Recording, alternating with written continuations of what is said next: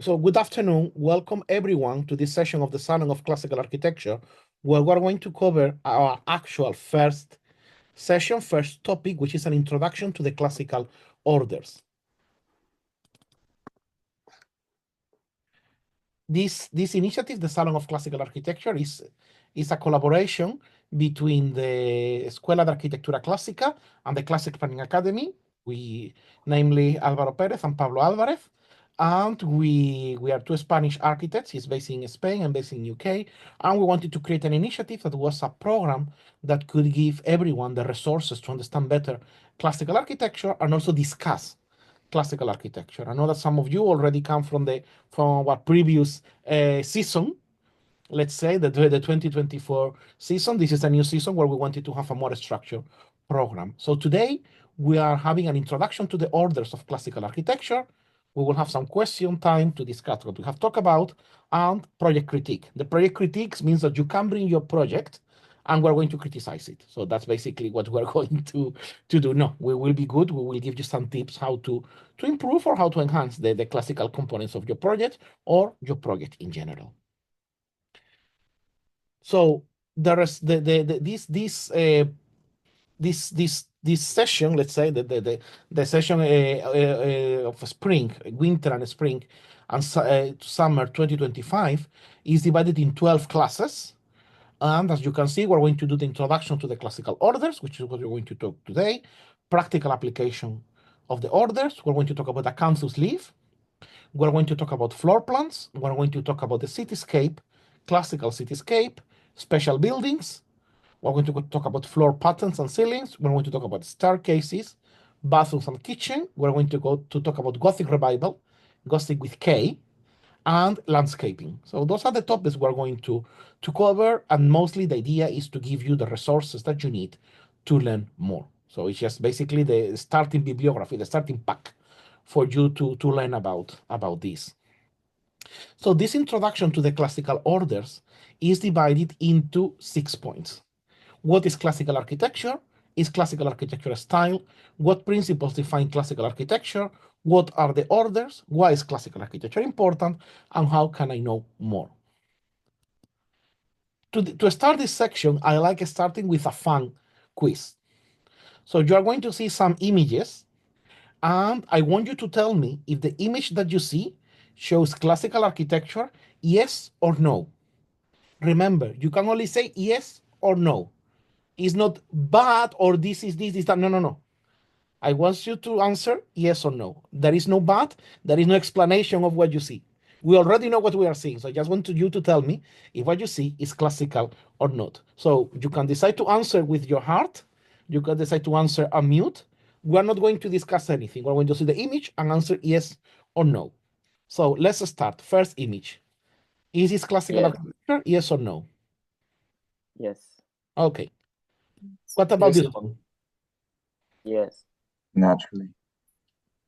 And this one? Yes. Okay.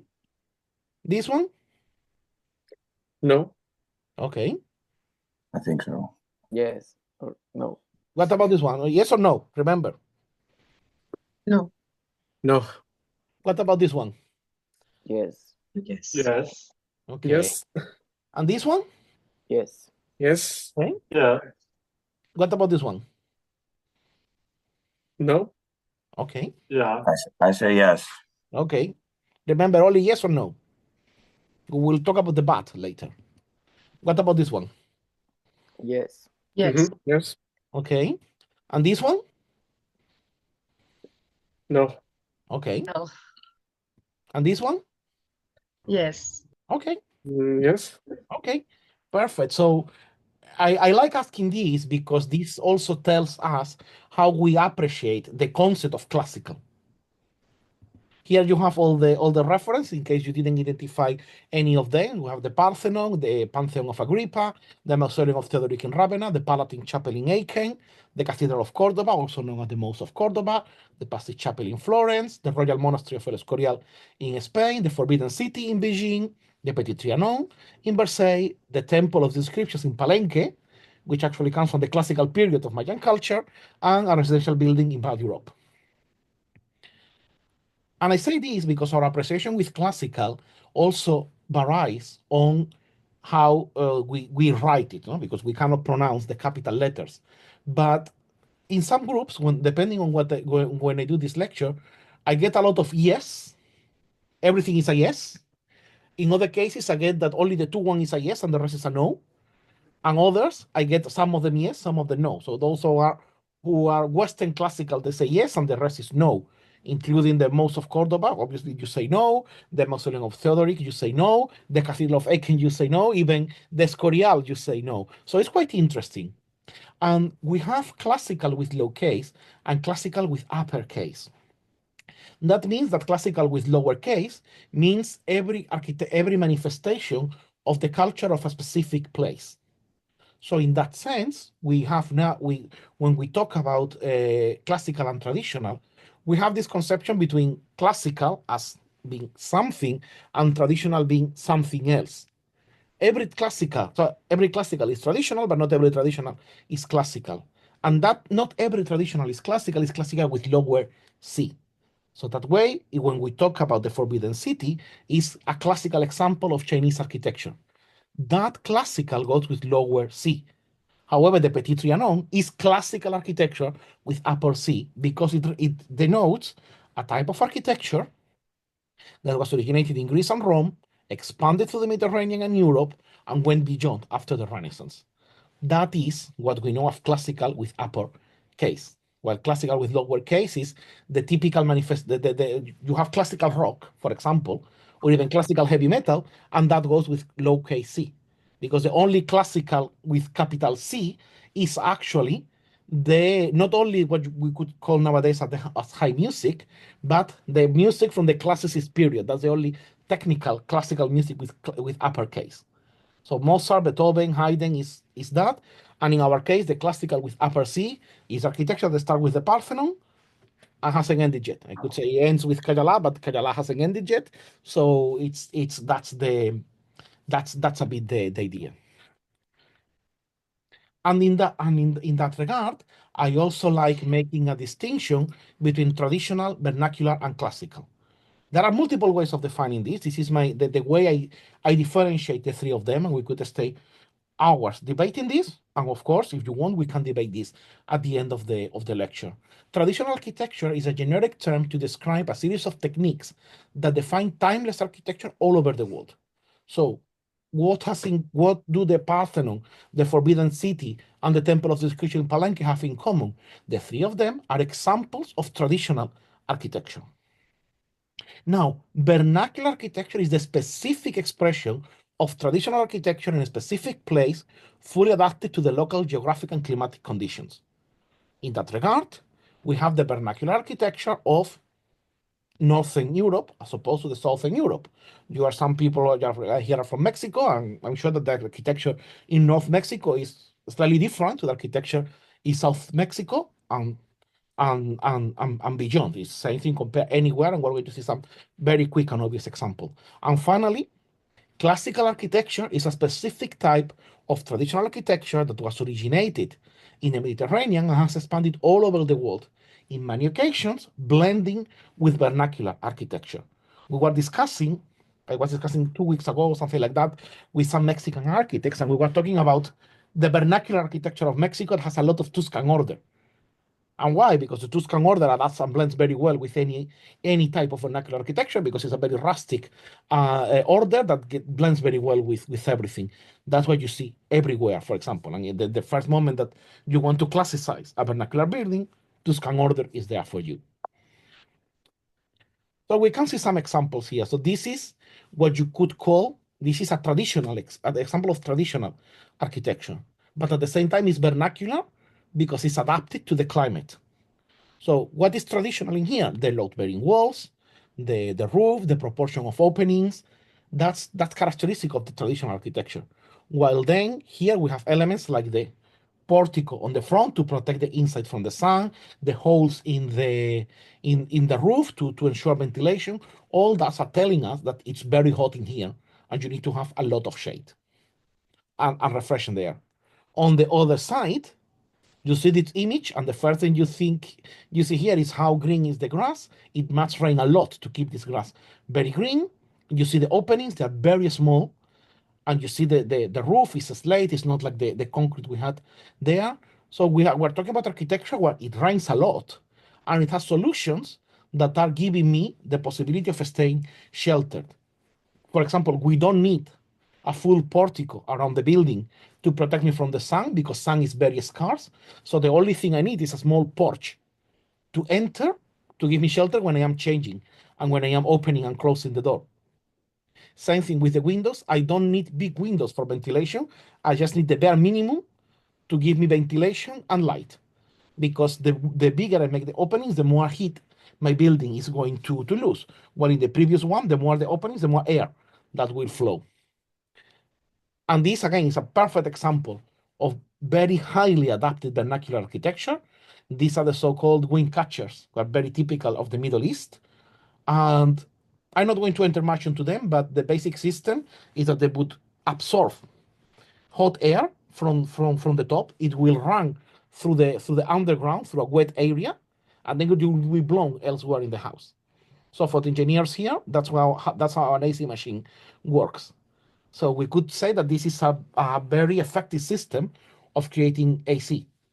It's not perfect. It's not achieving you a 15 degree on a 50 degree day, but it's giving you, if it is 50, 45, 50 outside, it's giving you a good 30, 35. So it's fresher. At least it allows you to survive until it's cooler during the night. So that's basically the purpose of this. So as you see, they are very highly adapted to their local conditions, to the point in which this works very well in Dubai. This works very well in southern Iraq, but you take it to North Iraq, doesn't work at all. You take it to North Arabia, doesn't work. Why? Because the climate conditions have changed, and there are easier ways of keeping the building cooler, namely thick walls and a courtyard with a pond. That should be enough to keep you fresh. Well, remember, you're in the Persian Gulf, it's extremely hot in there. So that's what you get you see them a lot in Dubai, in Qatar, in Bahrain. As opposed to that, we have something in between it can be in between vernacular and classical. This is a row of houses in London, and it keeps all the elements of traditional architecture, which are like load-bearing walls, sloped roofs, more solid than openings, but is slightly classicized by taking elements of classical architecture.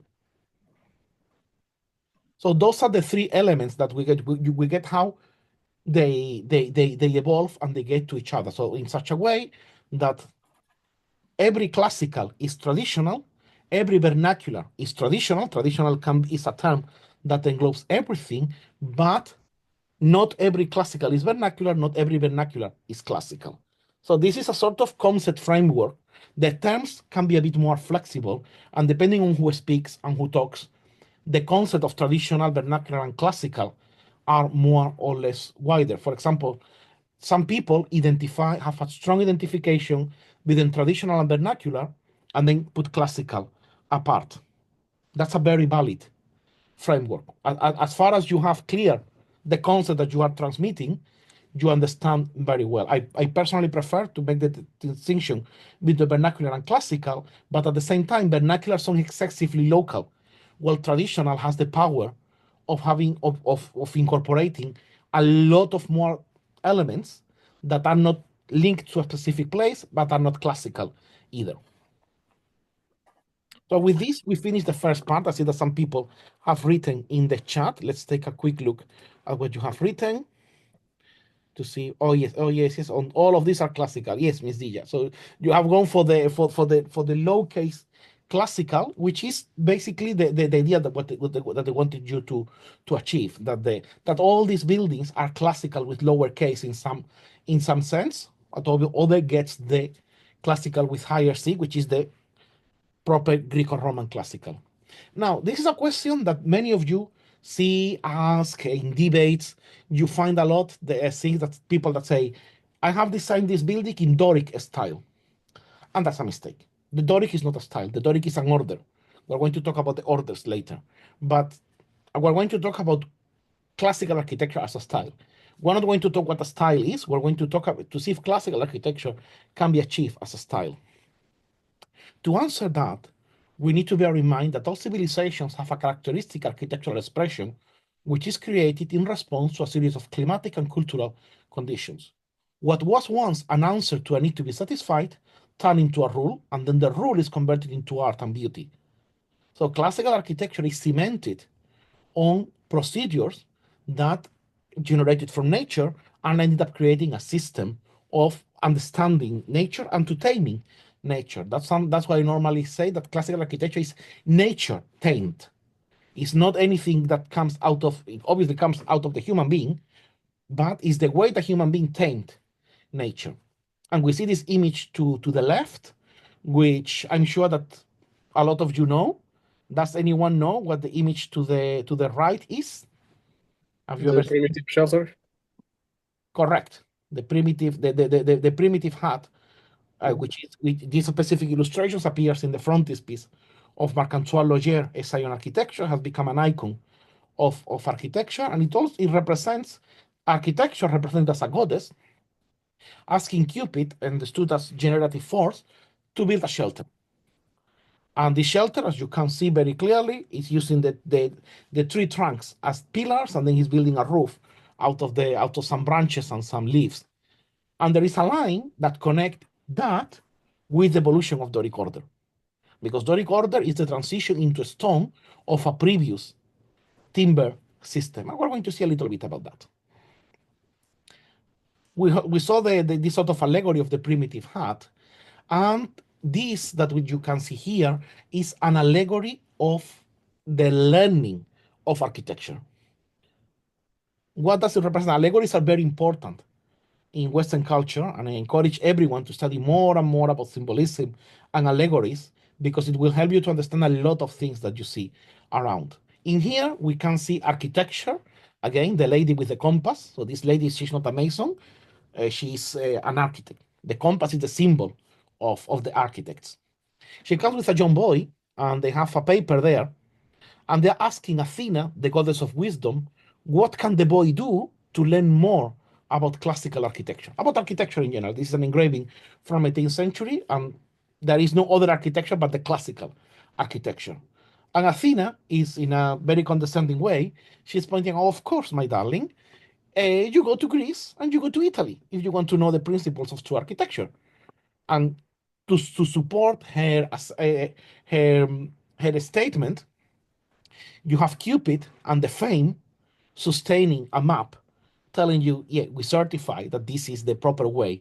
You go to Rome and you go to Greece to learn about what to do with the proper classical architecture. And there is where we're going to start with.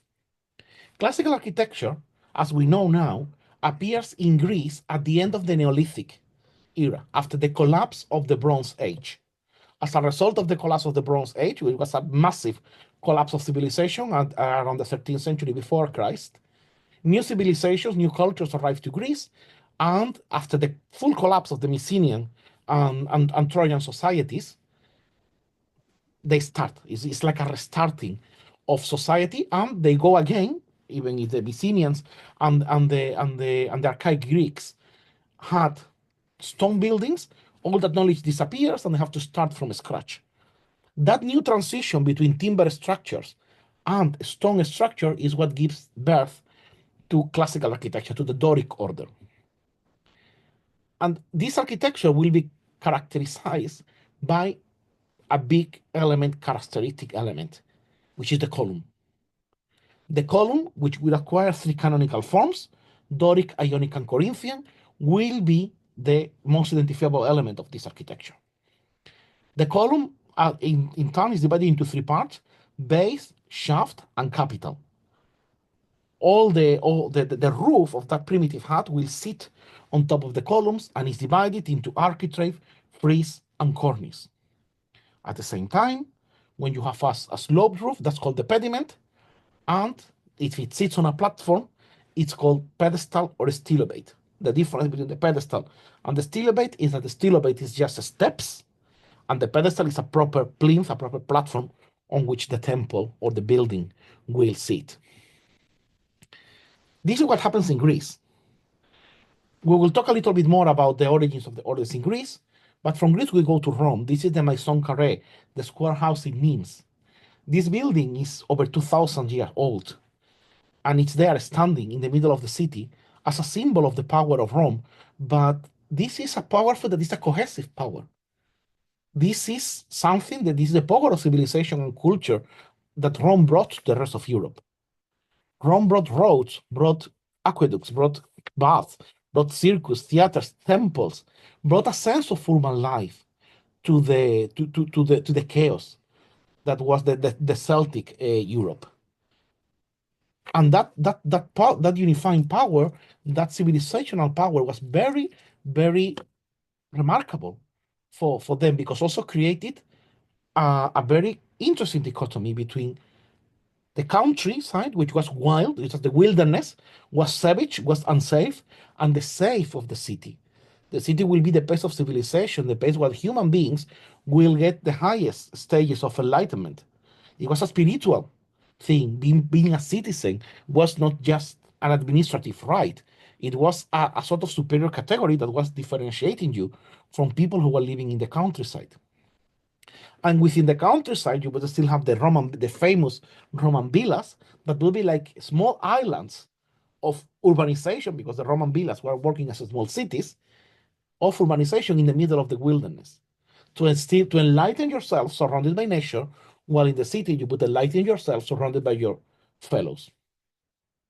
This created a very, very powerful image that lasted even after the fall of Rome. This building is an example. No, the symbolic power of this building was such that it survived the fall of the Roman Empire. It was used and reused and reused as a way of acknowledging the importance of the past. But this is not only something that happens in Europe. This is not only about Nimes or Spain or the Balkans or Greece. This is across the whole Roman Empire. This is the capital of the city of Sepla. The capital was like the religious center of every Roman city, and it was the house of three temples to the main gods of the Capitolium, which were Jupiter, Juno, and Minerva, or Zeus, Hera, and Athena, if you want to tell them in Greece. And all the elements that you can see here are the elements that you saw in Nimes. We have columns, we have entablatures, we have pedestals, we have everything that we need to generate that urban life, to generate that idea of enlightenment within the urban life. As I was saying, this tradition was still kept powerful during the Middle Ages. I'm going to omit, because of time reasons, we're not going to talk about the Carolingian Renaissance and the continuation of antiquity almost up till the arrival of Islam, or how the Islamic architecture, the early stages, could be considered more late antiquity than proper medieval. But there was a classical substrate that remained through all the Middle Ages. That admiration to the pagan temples would remain. These are frescoes from 14th century about the life of St. Francis, and they are in the Basilica of San Francesco di Assisi in Italy. And as you can see, we can see a temple front here. It's totally wrong. It doesn't follow the classical rules. The columns are too thin. There is a column in the center, which that never happens in classical architecture. The pediment is a bit too steep, but here they are. An admiration of classical after almost 1,200 years after the fall of the Roman Empire. Here you have Giotto admiring and making respects to classical architecture, putting it in the center of one of the most important saints of the Catholic Church. Very soon, that will give pace to this, to a proper renaissance or revival of classical architecture. The proper renaissance we were discussing, I don't remember with whom I exactly was discussing the other day, we were discussing that Brunelleschi was the last master builder and the first architect.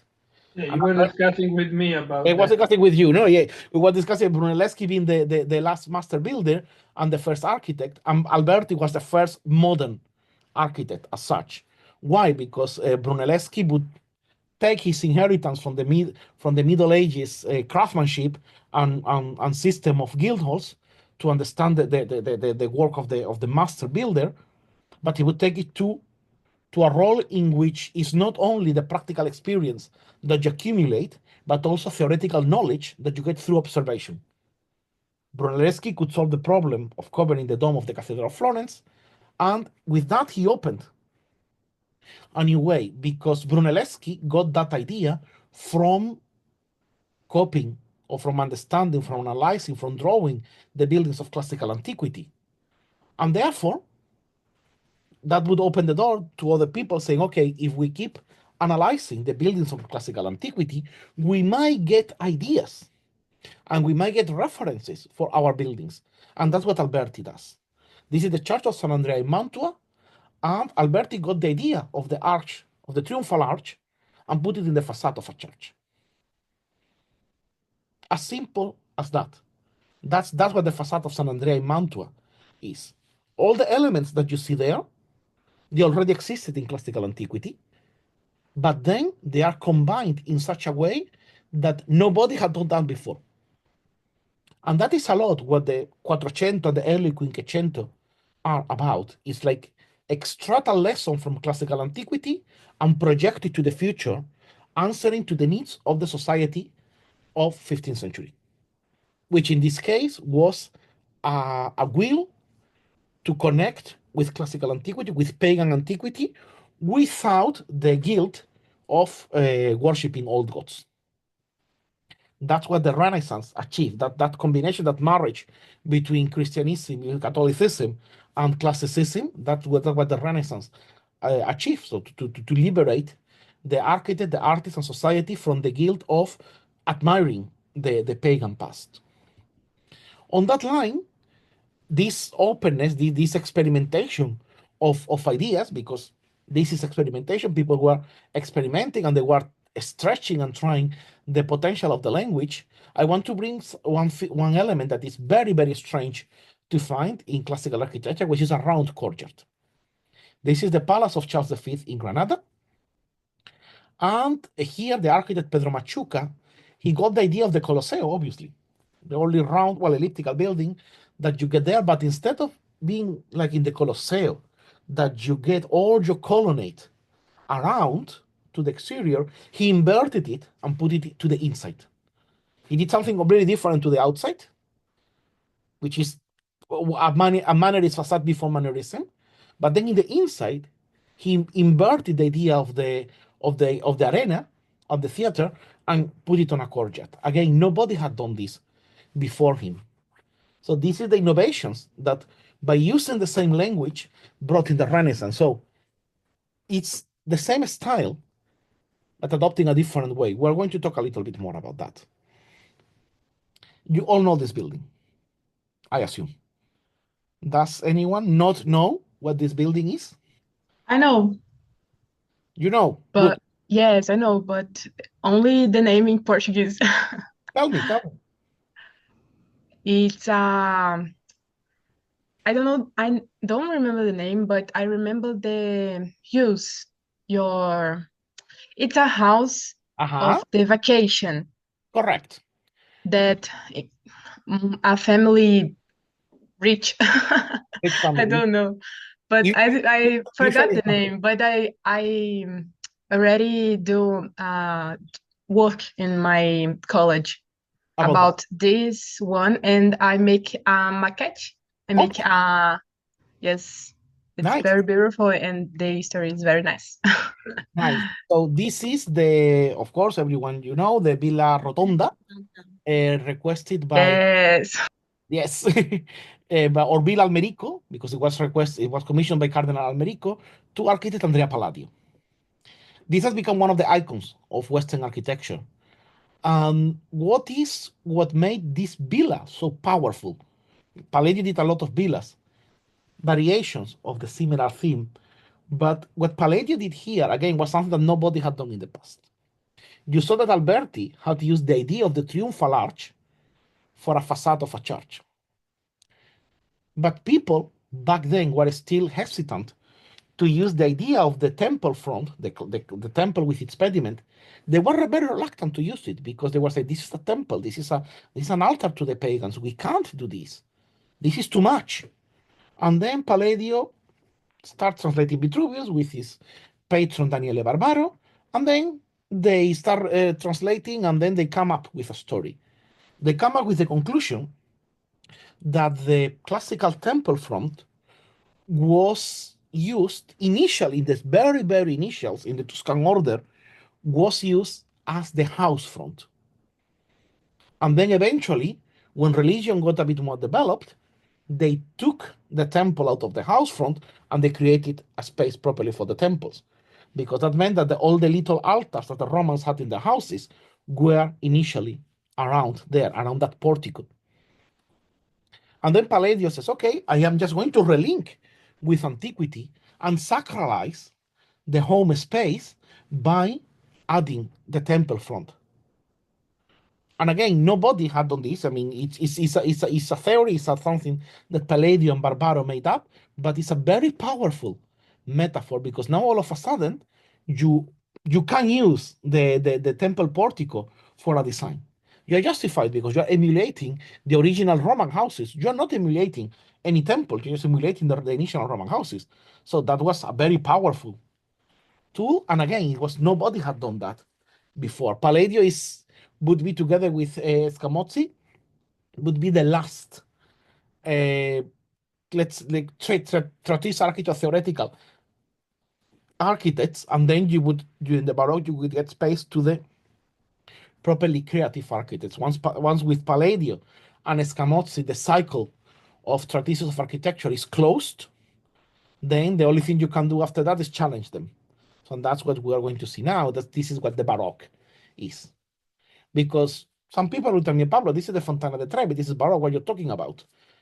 But don't you see here all the elements of classical architecture?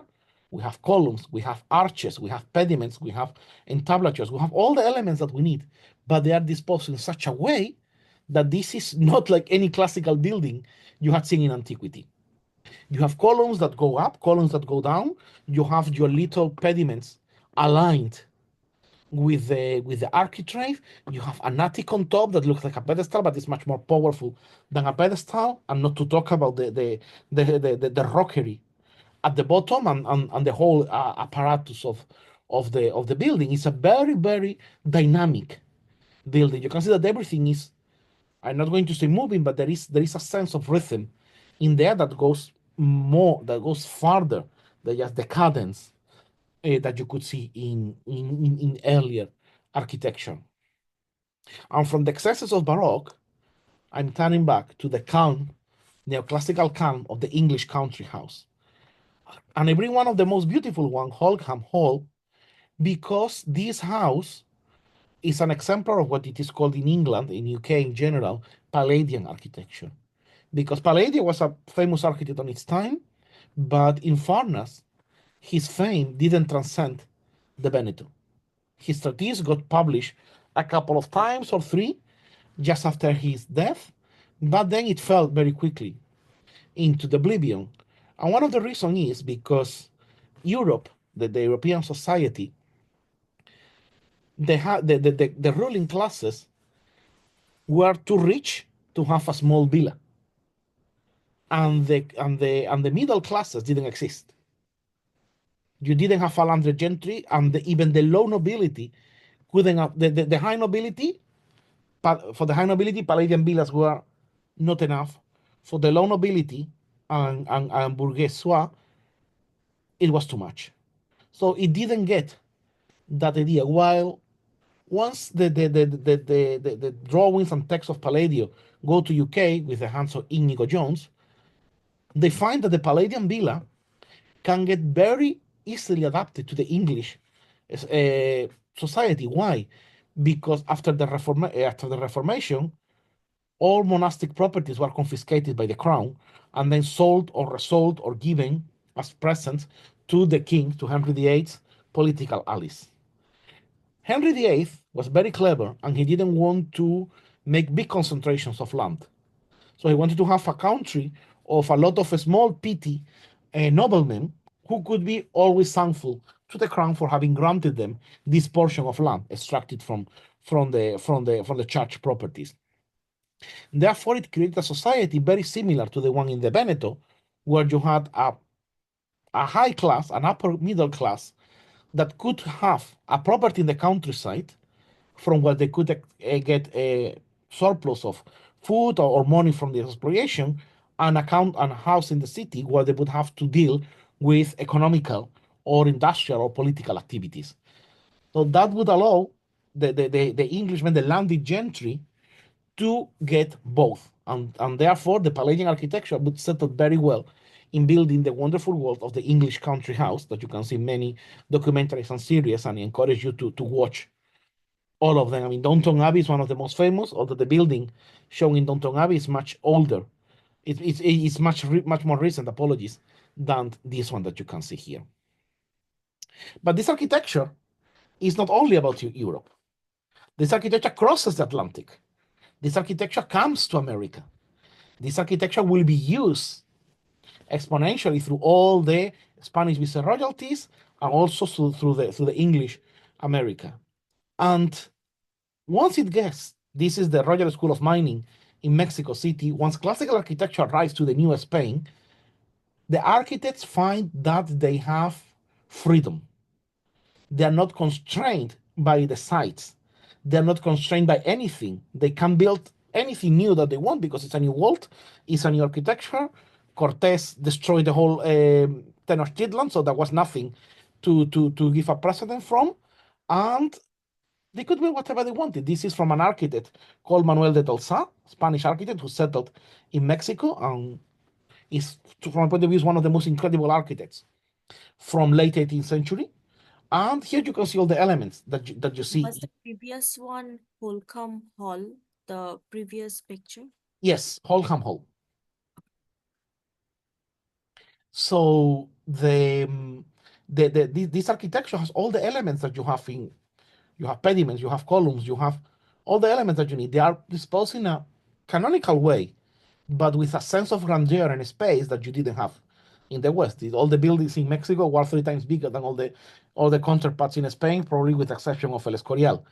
But this is also talking us about this architecture for all people, for all nations, and this expansion, and this also this brotherhood between Spain and America, which is also symbolized by the sculpture of Charles IV that is still there, El Caballito, by the same architect that did the building, by Manuel de Tolsa, and it's still there, talking about brotherhood. Some people call it harmonious, comfortable, or uncomfortable, but as all family relationship, a complex relationship between Spain, America, Mexico, and what was and the Aztecs and the classical architecture and the identity of Mexico. So I think it's very illustrative of a period of history of Mexico when the most important city of the Spanish Empire was actually Mexico City.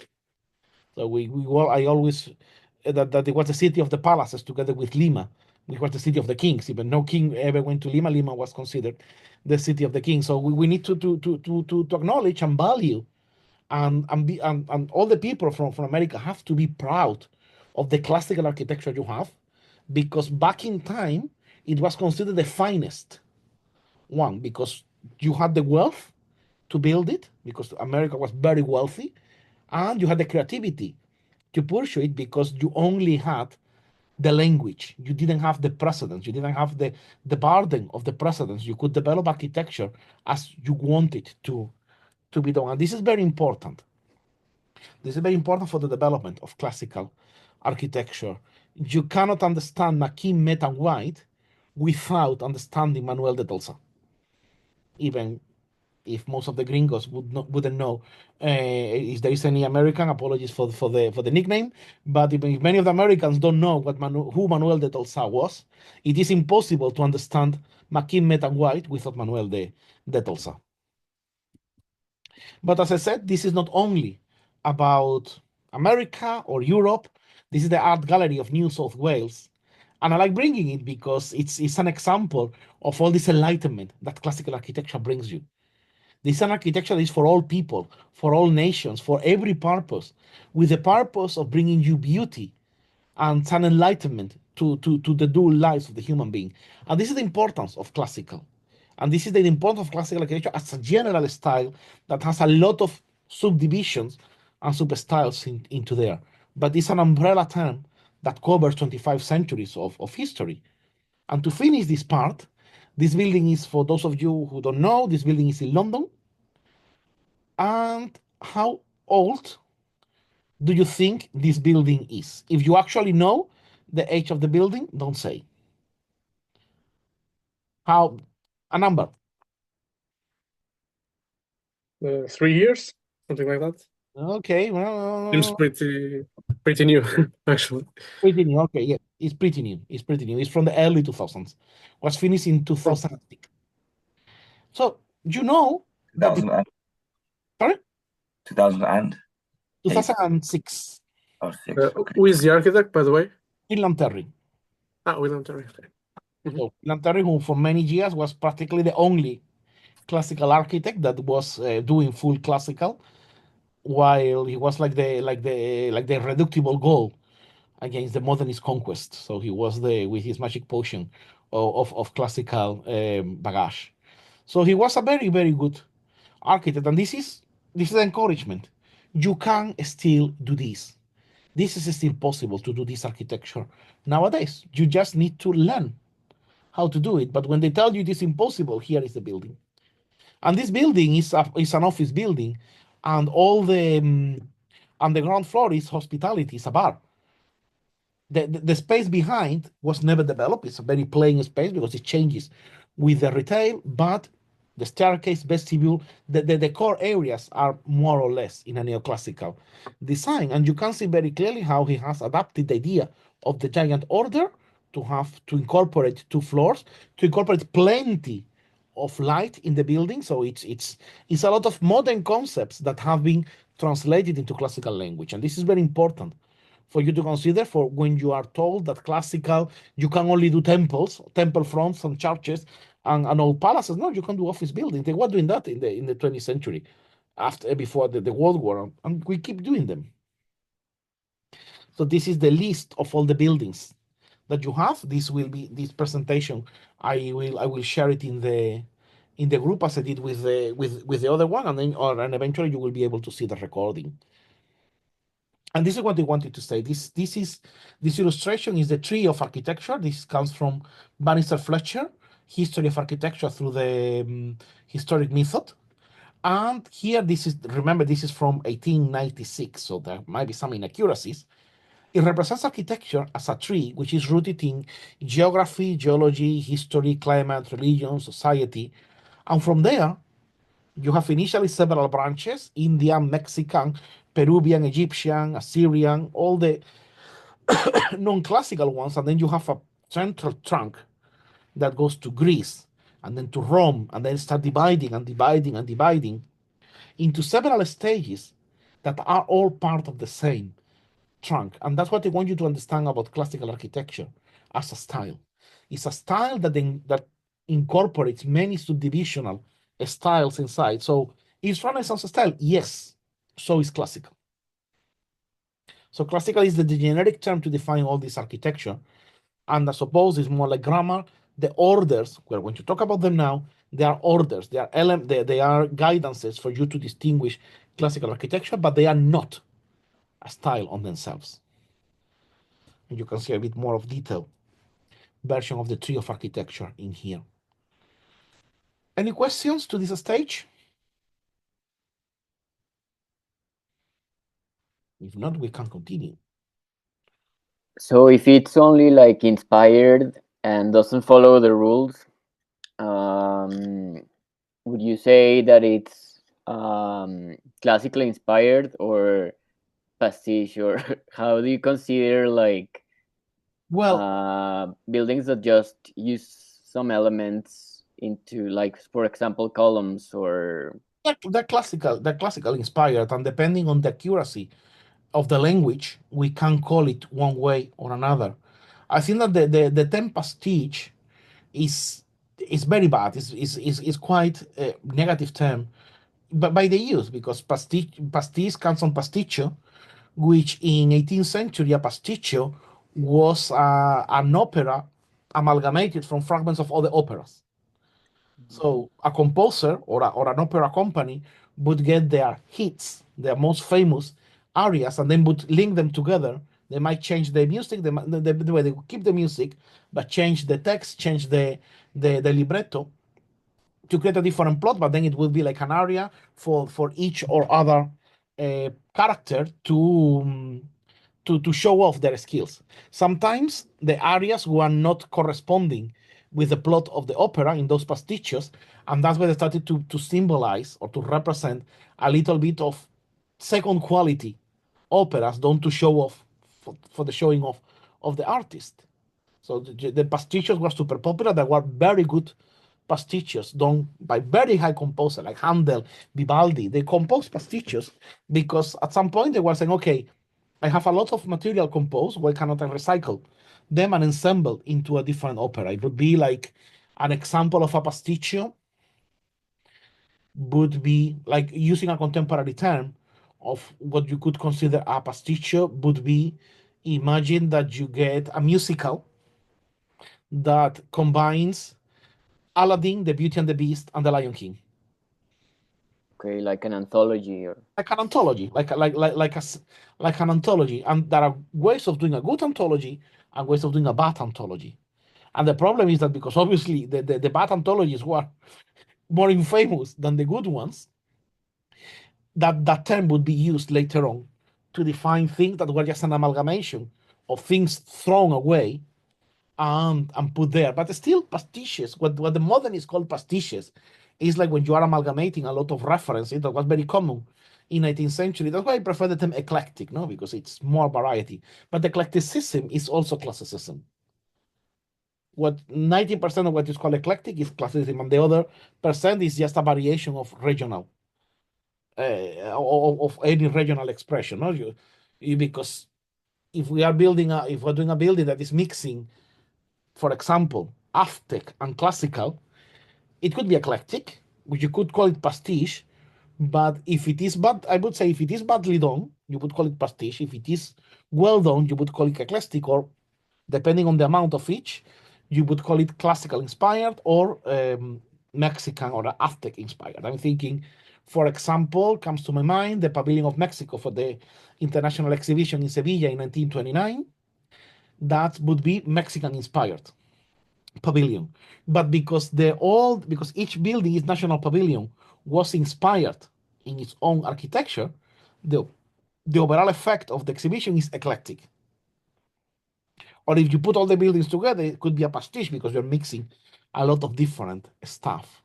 So that's what they would put the difference or the division line between a pastiche and eclecticism. Pastiche is a negative term that the modernists use to define anything they don't like. There are also modernist pastiches. okay. Thanks for the clarification.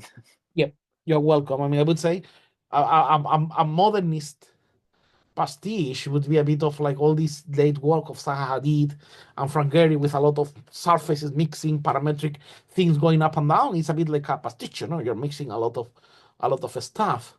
And many of you may have heard about Farinelli il Castrato, one of the most famous singers of opera in the 18th century. Farinelli made himself famous by singing pastiches because it was the perfect occasion for the castrati and the prima donnas to show off all their skills. So that's what you used to get that. That was the origin of the pastiche. So it was an amalgamation of food, of music understood as food. So now comes the shortest, but to me one of the most important parts of this first presentation, which is what principles define classical architecture. These principles can be summarized in 3 words, which you might have heard: firmitas, utilitas, and venustas.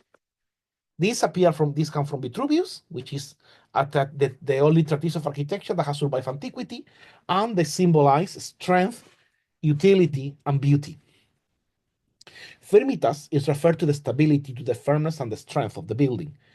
Why? Because the building needs to be resistant, need to support all the weights that are going to put on it, needs to stay stable under a ground, considering the substrate where it is. It needs to resist earthquake, needs to resist the weather, so it needs to be firm. That's what Vitruvius referred to firmitas. Utilitas is utility and the comfort inside the building. It's not only the use of the building, but the comfort and the functions of the building, because we all think, or we all are into the ideological frame that the word functionalism only appears in 20th century. The word functionalism actually appears in 18th century to design exactly the opposite that they would say later in 20th century. In 18th century, functionalism was close to utilitas and meant that each part of the house needs to have a specific function and a specific use and a specific comfortable use according to the concept of utilitas. Not that the whole house should function as a machine, or the most common use nowadays for functionality inside the house, which is the open plan kitchen. No, thank you very much. The utilitas is the utility and the comfort of a house in that sense. So we are not going to discuss about open plan kitchens, at least not in this section. And the final part is Venustas. Venustas is beauty. And how do we achieve beauty? Vitruvius is very clear on that. You achieve beauty by the correct use of the orders. Thank you very much. This is the end of this section. So it's very short, but it's very insightful, because it's very important to understand that the achievement of beauty in classical architecture comes from the correct use of the orders. And what are the orders? So this is the important question in here. The orders are the grammar of classical architecture. The order has to classical architecture that the cleansing and conjugation are to any language. It's grammar. It's a framework which is going to allow you to architecturally express yourself in a manner that is equally firm, useful, and beautiful. And the setting of this, the rules for this were set up by the Greeks. And we're going to see how they set them up. Vitruvius refines them, and then they do the Romans expanded them, and then in the Renaissance they systematized them. So there are 5 basic modes or orders, 3 Greek and 2 Roman, and you distinguish them by the capitals and other minimal features, offering you an infinite amount of possibilities. The most simple order is Tuscan, which is Roman. Then we have the 3 Greek orders. The Doric, which is strong, represents the boldness, masculinity, is the basic of masculinity. I always say in a joke that the Tuscan and the Doric are the gym bros of classical architecture. So when you imagine the gym bros all day in the gym and always showing off their muscles, those are the Tuscan and the Doric. The Ionic is femininity, beautiful, but it's not the delicate femininity. It's like the wise femininity. It's also the order of the nerdis. It's the intellectual order. So the complexity of the volute represents the order, but also the calm and the wisdom. So while Tuscan and Doric, as I was saying at the gym bros, Ionic would be the nerdy, would be the midwife, would be the wise grandfather. That's what the Ionic is, the intellectual, the professor, the academic, the mother, as opposed to Corinthian, which is the maid, the young, beautiful woman, the femininity, the sensuality. That's what the Corinthian order represents. It also represents a sad story, which we're going to talk now. And the composite is super fancy. Represent the Corinthian. It's a combination of the Corinthian and the Ionic. Very fancy. It's a Roman invention, expanded during the Renaissance. The composite is an exaggeration of everything. So I would say, like, the 3 orders represents harmony on themselves. Corinthian represents excess. So I would say that composite, is an order that has gone on the plastic surgery and now have immense boobs, immense lips, and immense butt. So that's what the composite is, an exaggeration of it. It's like the orders go to plastic surgery, and that's what you get. So some people like it, no? That's a composite. That's the order for you. So if you like plastic surgery, order a composite order. And the origins of the orders have a common origin. No? The mythical origin of the order is the primitive hut.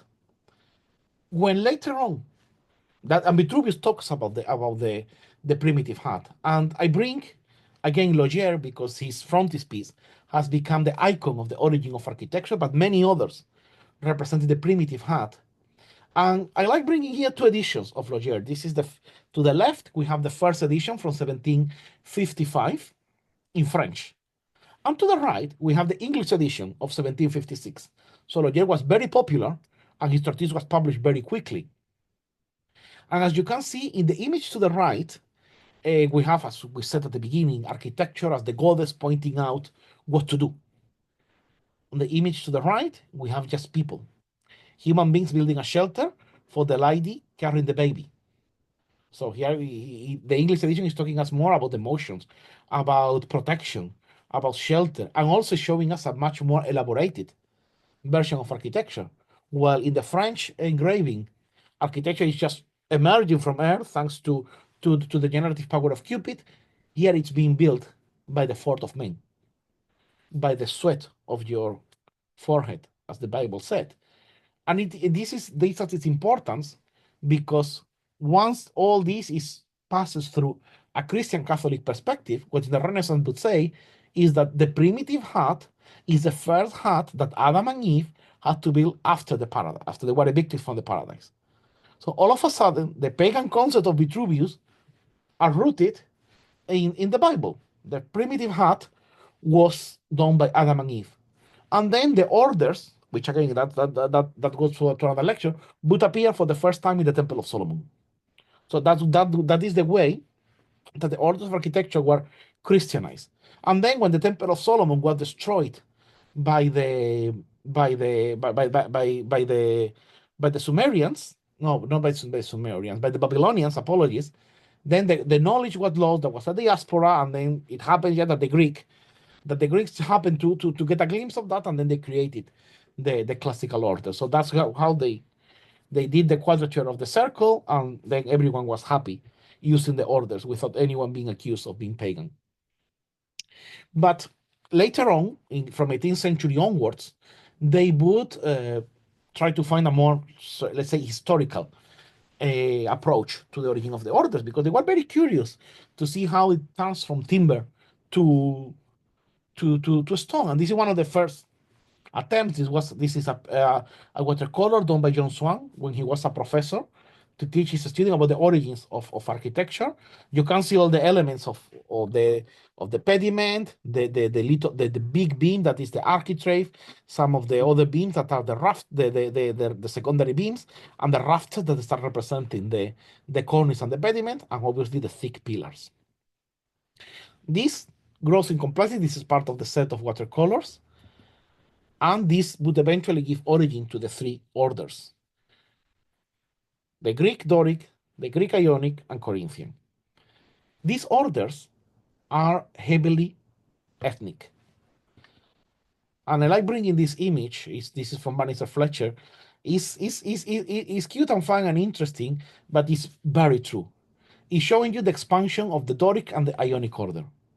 So originally, all the Doric order goes to the west, to the Magna Graecia, and to the to that area of the Adriatic Sea. Why? Because the first order to appear is the Doric. The Doric comes with the Dorians. Then eventually the Dorians get assimilated by the let's say proper Greeks or the ancient Greeks. Then some Greeks will go to the east to found colonies in what it is now Turkey, and others will go to the west and founding colonies in Italy. Why did they do that? Because Greece is not so fertile and it doesn't have a space for everyone to stay, so they were boom. And then the Dorians went to one side with the capital, and the Ionians went to the other side with the capitals. And you can see here a little bit of how the languages and the dialects were moving. No? We have in brown, we have all the Doric dialect, while in yellow and purple, you have the Attic or Aeolic Ionian accent or dialect, which is the one that generated the Ionic order. And then here in the middle, you have Corinth, which we will talk about it in a moment. So as we said, the Doric order represents boldness, masculinity, solidity, strength, as I said, is the Jimbro of classical architecture. Is the man, the manly man, or the masculinity. Some people would call it nowadays toxic masculinity, but that's the traditional acception of masculinity is the Doric order. As we said, it derives from initially timber structures that would step by step, the moment they get more and more and more complex, they would evolve into something else. I like bringing this engraving from Piranesi, where you can see a little bit of how the order evolves. You have your rafters that are covered initially with wood, then you cover them in brick, and then at some point you do these grooves that you have there that were done because all these beams were pine. The pines are full of resin, and they were done in those grooves to allow the resin to drop. And then when the resin was dropping down, at some point it was solidifying and creating these little guttae or drops. So it's a full metaphor of timber structures turned into stone.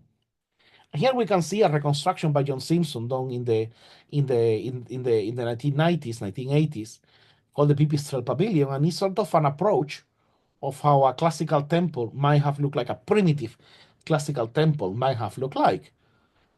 We can argue with archaeological insight if it is true or not, but probably they were looking very much like this. So this you can see very well the origin of the orders.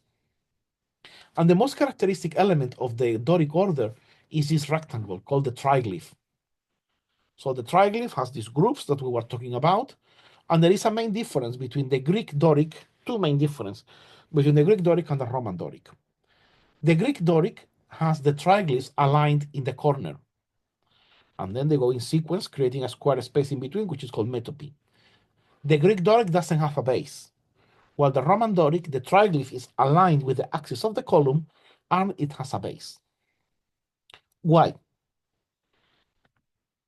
You know very well, if any of you have a porch at home, on your yard, etc., you know that if you just put the pillar, the timber pillar, into the ground, over the time it gets rotten because all the humidity of the soil penetrates the wood.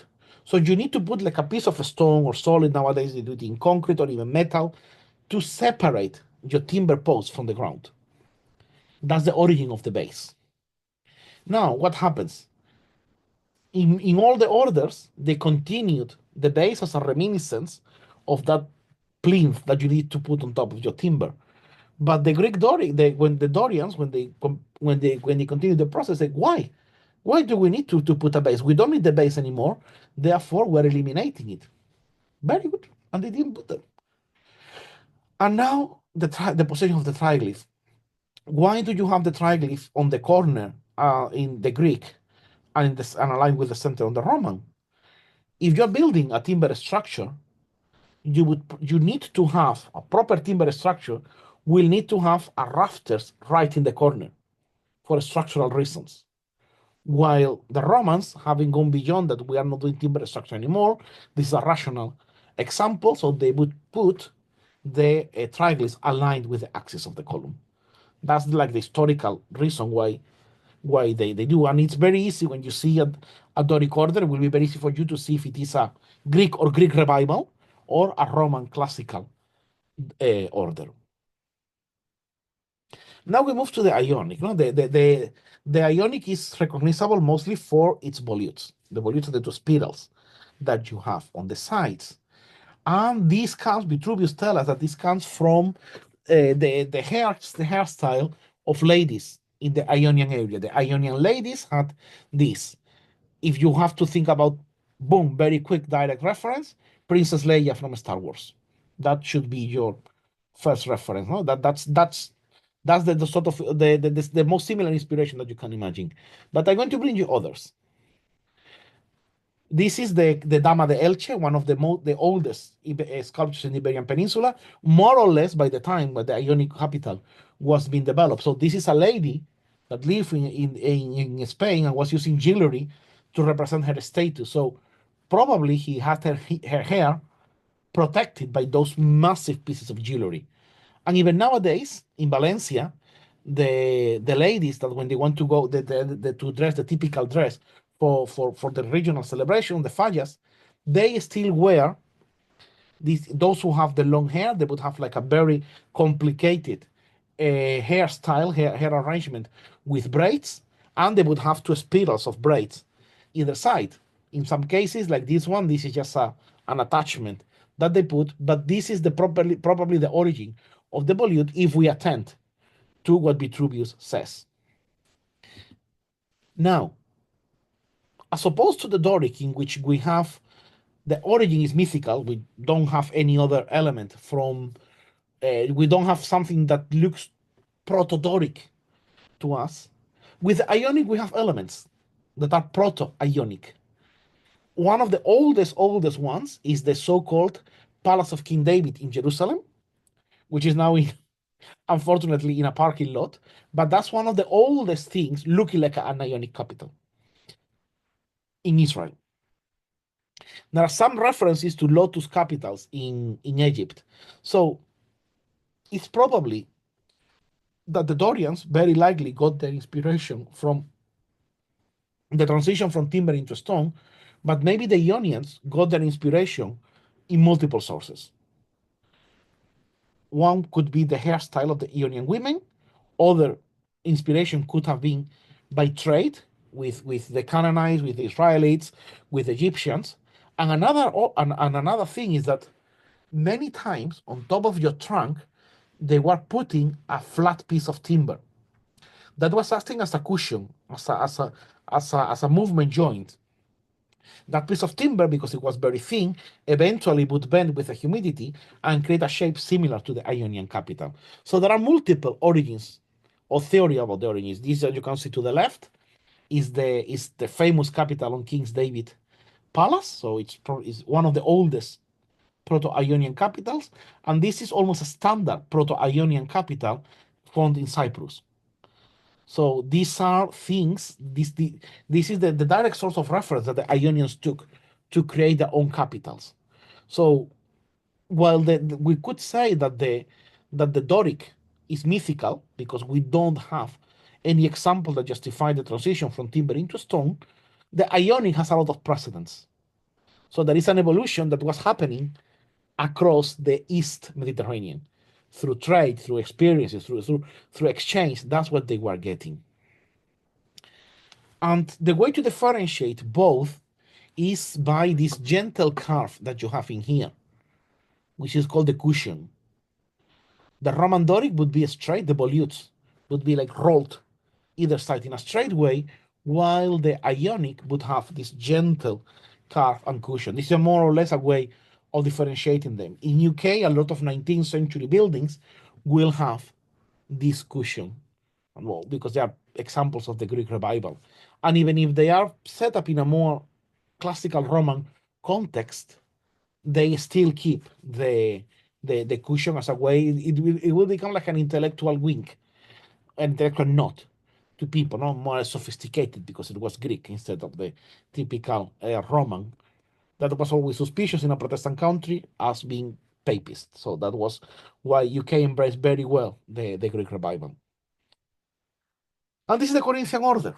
The Corinthian order, while, as I was saying, the Doric is mythical, the Ionic is semi-mythical, the Corinthian we can call it almost historic order. And by historic is because we have records of something similar. So Vitruvius tells us the story that the city of Corinth wanted to have a capital designed to represent themselves, their own power of independent polis. And they ordered sculptor Callimachus to do it. Now, we know that there are a certain sculptor called Callimachus was active in Corinth by the time that Vitruvius says that the Corinthian order was created. So, is it a chance? Did it just happen by chance that maybe there were two Callimachus, and the Callimachus I'm talking about is the other one, the one we never know. But we know that there was a Callimachus there, and we can was a sculpture, so we can think that this Callimachus is the same Callimachus that Vitruvius talks about. So Callimachus was looking for inspiration, and he was walking outside the city, and outside the city back in time is where people were buried, and he found this. And this is a symbol. This contains the same amount of symbols. I made sometimes an analogy between the coat of arms of Mexico and the Corinthian capital. In the sense, the coat of arms of Mexico has the eagle killing a snake on top of a cactus, on top of a small island in the center of a lake. No, it's a lot of things one on top of the other. So the Corinthian capital has the same. It has a basket. Around the basket, some leaves have grown, and it has a lid on top. Why a basket? This basket contains the ashes, the remains of a young girl, young lady, pretty young lady apparently, that died. The family was too poor to pay for a tomb, so after the incineration, they put the ashes in the basket together with some offerings. To prevent vermin to enter into the basket, they put a stone lid on top. What happens? Those of you who are from Southern Europe, you know that winters in Southern Europe, they are not white, they are brown. And in the best case scenario, they are green. But the beginning of the winters, they are brown because everything has been dried after the summer, usually during the autumn, in case during the autumn doesn't rain. So winters can be very likely very brown. And then in spring, they turn green. And this is what happens to Callimachus. The family of this girl, without knowing, they had put the basket on top of an acanthus plant. And then when the acanthus started to grow around, the leaves tried to find their way, and then they just started to grow around the basket. And if you are a plant daddy or a plant mommy and have plants at home, you know very well that if the plants keep growing, once it gets to the ceiling, boom, it bends down. It doesn't continue, it just bends down because it has found an obstacle. And that's what the bigger shafts of the plant did. Once they got to the top, they just bend it over and create a little spiral. And with this, Callimachus said, Eureka, I found it. This is the capital for Corinth. We're going to honor the life of this anonymous girl by building a capital that represents my whole discovery. And therefore, you have a little glimpse of the basket, a little glimpse of the leaves, a glimpse of the slab, and also a glimpse of the shafts called collicules that bend it over. So this is the origin of the Corinthian capital. Beautiful, but sad at the same time. And in order to honor that, they said, the Callimachus said that it was representing, also with his slenderness, was representing the beautiful slenderness of a young, attractive woman. And here we have some examples. The Corinthian capital had a lot of variations, and it was formalized with it. We had like an official shape, which is the one that we have described, but a lot of capitals were being built at the same time as Callimachus formalized the Corinthian, and all of them could be called Corinthian or composite, depending on how accurate or how flexible you want to be. They could be called either Corinthian or composite. So, for example, this capital that you see marked with letter D, which is the capital of the Tower of the Winds, some people consider it Corinthian, and they call it the Corinthian order in the Tower of the Winds. Some people call it the composite at the Tower of the Winds, because it's not fully one, fully the other. And to here, we have our three Greek orders. But there are more. We have the Tuscan order, which is a Roman creation.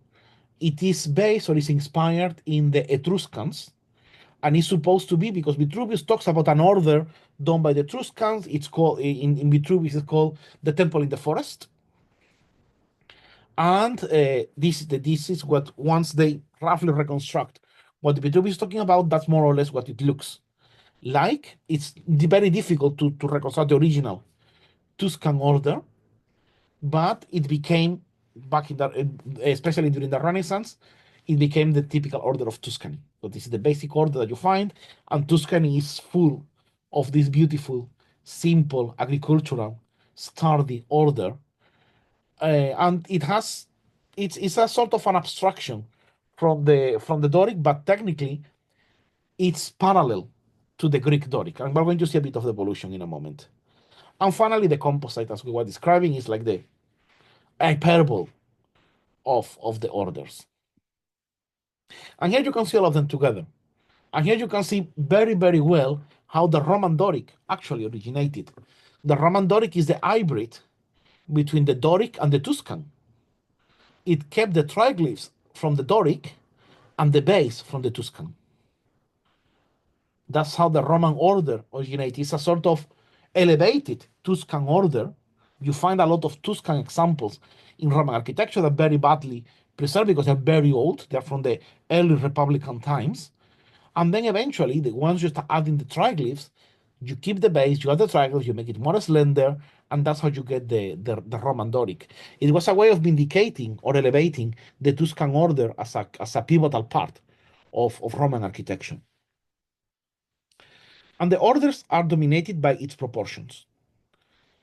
There is a ratio between the diameter at the lower part of the column and the height of the column. This relationship 7, 8, 9, 10, and 11 so 7 for the Tuscan, so 7 parts, the height of the Tuscan column is 7 parts its lower diameter, the height of the Doric is 8 parts, the height of the Ionic is 9, the height of the Corinthian is 10, and the height of the composite is 11. Roughly. Some authors will give more, some authors will give less, but you get the idea that the more complex, the taller the order. But if we change the paradigm and we say, okay, we are going to keep the height of the order fixed, you can see that the more complex the order, the slimmer it looks like. And understanding all this relationship is very important because many times you can see on TV that they have discovered this temple in Greece or this temple in North Africa, etc. And then all of a sudden, out of 3 stones that they have found in the ground, they show you the full reconstruction. And you say, okay, how could these guys do it? And they could do it because the orders are all the parts are proportional, and one part tells you the whole story about the others. So it's a bit like if with a drop of blood you could do a full clone of a human being, because you have their genome there. So each part of the moldings has the whole genome of the full order. So you can understand how it is by very, very pretty approximation. You can very easily, if you see the moldings, very easily distinguish between Doric and Ionic and a Corinthian. And then it might be a bit more complicated if you want to do Corinthian versus composite. But you get all that to a great level of precision. And here you see them together. You see the 2 ways of approaching the orders. If you keep the height, the diameter gets smaller. If you keep the diameter, the order gets taller. So these are the overall understanding of the orders. And any questions? I see that some people writing in the chat. There is actually a book that follows the line of the theory called Adam House from an architectural historian. That's correct. It's very, very interesting. The same as we are pointing out, Christian, about the ram horns, because it's a very important element in religion. And the other caryatids consider Ionic, Corinthian as separate sculpture elements. It's an interesting question, Fernando, because the caryatids are part of Ionic temple, and they keep part of the abacus on what the caryatid sits. It's very similar to the Ionic abacus. But I would say, if you're asking me about the caryatids in the rectangle, I would feel very strongly inclined to classify them as Ionic. But bear in mind that caryatid, it's any female sculpture that is acting as a column. So technically you could have Doric caryatids. Normally you don't, because the Doric is super masculine, and then you would have what is called the Atlantis. So normally you would have caryatids for the Ionic and the Corinthian and the composite, and Atlantis for the Doric. You wouldn't have Atlantis in the composite because it's too simple, but maybe. That's a bit. You could have Ionic Atlantis, yes, but it's not common. Same way, could you have Doric caryatids? You could, if we are doing a temple for Athena, or a church to a very strong saint like Santa Teresa and San Catalina of Siena St. Catherine of Alexandria, one of the strong ones, you could. If you want to do caryatid portico, you could incorporate elements of the Doric and the caryatid because you want the whole program to show much more female representation. Imagine you have a church to Santa Teresa of Jesus, and then you have a theta style caryatid portico representing female martyrs. So you have Santa Catherine, Santa Agnesia would be more like a Corinthian, but you could find which are the strongest female saints, and all of them. But the four doctores of the church, Santa Catherine, Santa.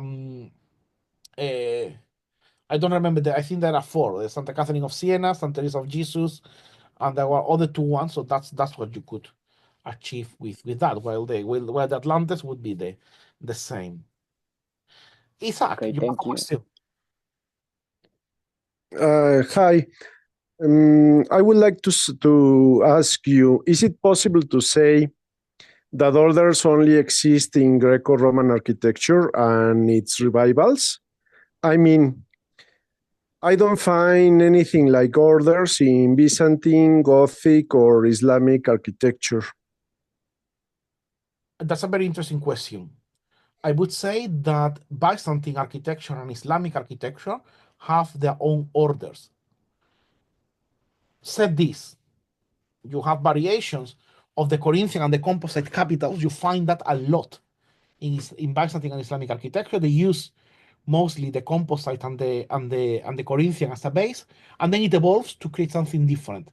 The difference is that while the orders, the classical Greek and Roman orders, they remain constant, in Islamic and Byzantine architecture, they keep evolving to the point in which it is very difficult to set a pattern out of them because they change quite a lot. For example, talking about Islamic orders, we can't talk. The only time in the whole Hispanic Islamic architecture we can talk about orders are two situations. One is the most of Cordoba, the last extension of Almanzor, because it's the only one that doesn't use capitals, doesn't reuse capital from Roman buildings. So they have the stonemason had to carve capitals ex professo, and those ones are variations of the composite order. I would say that in Madinat al-Sahara, in the palace built by the Umayyads, you have the same, a variation of a more ornated version of the composite capitals used in the most of Cordoba. So it's actually three situations. And the last one is Alhambra. The Alhambra in Granada has very specific capitals that are used consistently all across the Courtyard of the Lions, but not everywhere else. So can you talk about an Islamic order? It's very difficult because they are only limited to buildings, specific buildings. It's not like you have 30 temples. Like you go to Rome and you have a lot of temples in Doric order, a lot of temples in Ionic, and then you measure all of them, you take a look at all of them, and then you extract something, a pattern from them. You cannot do that in Islamic architecture. You can do that, and people do it, but it will be too limited to talk about a proper order. And still, the concept of the order is so powerful that we still do. And this is for an architecture that is like very linked to classical. That's something an Islamic is super linked to classical. But in other architectural expressions, some people tried to find orders. There is Manuel Pereira, an Indo-Portuguese architect from Goa. He wrote in the 60s a book about the Indian orders of architecture. But once you read that book, it's very interesting, but it's very, very forced, trying to implement specifically 5 orders of Indian architecture in the overall complexity of the architecture in the Indian subcontinent. It's a nice approach, but it's more like theoretical approach rather than a properly historical approach. Pierre Launay in the late 19th century would try to do that for the Vienna exhibition of 1873 with a book called The Ottoman Architecture. They would publish Ottoman designs, measured drawings of Ottoman design, and make them present in such a way that they were resembling orders. but because each of them is different, you cannot extract the general principles out of them. They're very individualistic. I would say orders outside of classical architecture exist, but they don't exist with the uniformity of classical architecture, if that makes sense. Thank you. Thank you very much. You're very welcome, Isaac. I would even say that the Aztecs, the Mayans, they have their own orders. The problem is that we haven't been able yet to fully understand them. But they had principles. They had an architecture. They were clever people. So they must have had architectural principles that were transmitted through the equivalent of the guild house and master builders to one to another. The problem is that without the unifying body of Vitruvius and the standardized body of the expansion of Roman architecture, in other architectural manifestations, the concept of order is a bit more diffuse. But as I said, I mean, they exist. As we would say in Spanish, haber los hilos. No? They exist indeed. So that would be my ambiguous answer to your question. All right, thank you. You're very welcome. So we're coming to the end of the presentation, and this is a reflection of why is classical architecture important. And we're coming back to the first image. And also, as I said at the beginning, classical architecture represents nature, and classical architecture is also nature tamed. This is very important to consider. Now, this is rooted in nature. It's nature itself tamed by the human being, and therefore it has a link to us. We're talking about timber buildings. We're talking about the horns. We're talking about the acanthus leaf. We're talking about natural elements incorporated or transcribed into stone composition.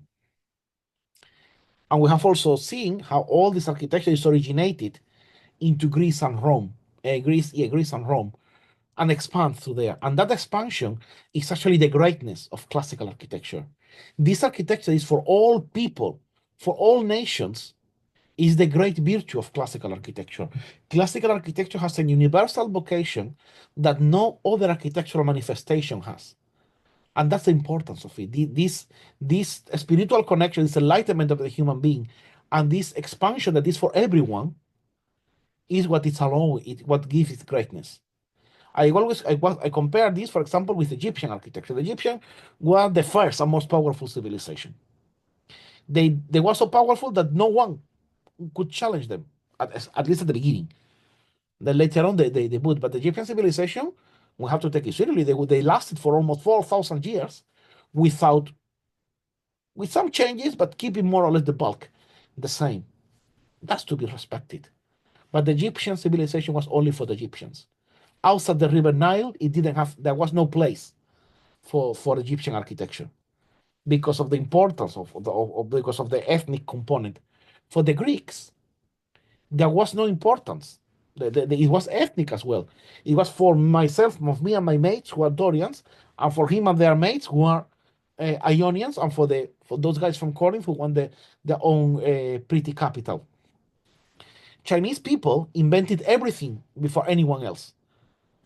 That you can compare. There are thousands of books that can compare you how China was the power of an average public servant in China was ages or miles away from the power of the most powerful kings and the wealth of the most powerful kings in Europe. No, any member of the low Chinese nobility had a lifestyle that many people from the high nobility in Europe might envy. And even rich merchants lived much, much better than many members of the nobility in Europe. But again, that was an ethnic component. China could have expanded all over the world. They didn't want to. They just thought that the world wasn't worth enough. They didn't deserve them. They did this marvelous Shanghai expedition to record that to keep tributes, etc. When they finished, we have seen all the world. We are not interested in these barbarians. They don't even deserve us to worry about them.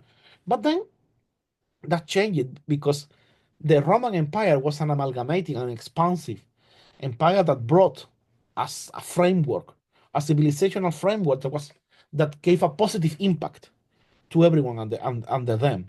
And that was later on Spain and Portugal would use when they expand and in minor proportion France and England, but especially Spain and Portugal will, as considering themselves the new Rome, they would expand that architecture for all people, for all nations. That positive element is what makes architecture, classical architecture, important. The universal character of classical architecture cannot be denied, no matter how many people nowadays they claim about colonialism and other negative effects. That's not, I wouldn't say that that's the case. The original case of classical is an architecture for all people, for all nations, to enlighten the urban life of the human being.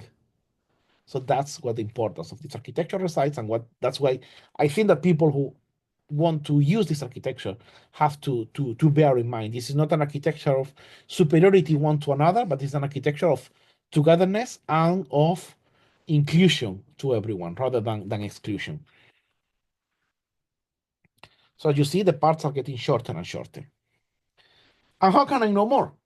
So this is the most important, one of the most important part, but this is the part where actually, if you have liked all these things and now you want to, once we close this session, you want to know more, this is what you have to, what I would recommend you to go. Books.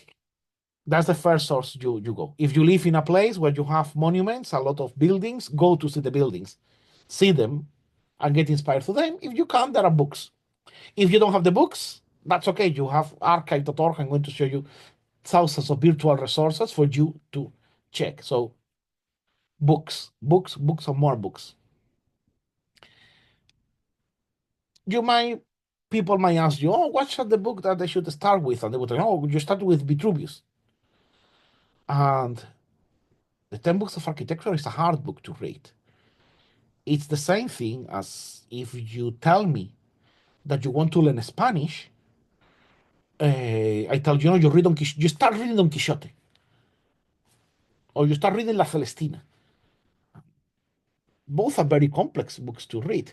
Maybe you need to start with Fray Perico y Su Borrico to start understanding a little bit better the Spanish. Or if you want to start learning English, nobody should tell you to go without knowing any word of English.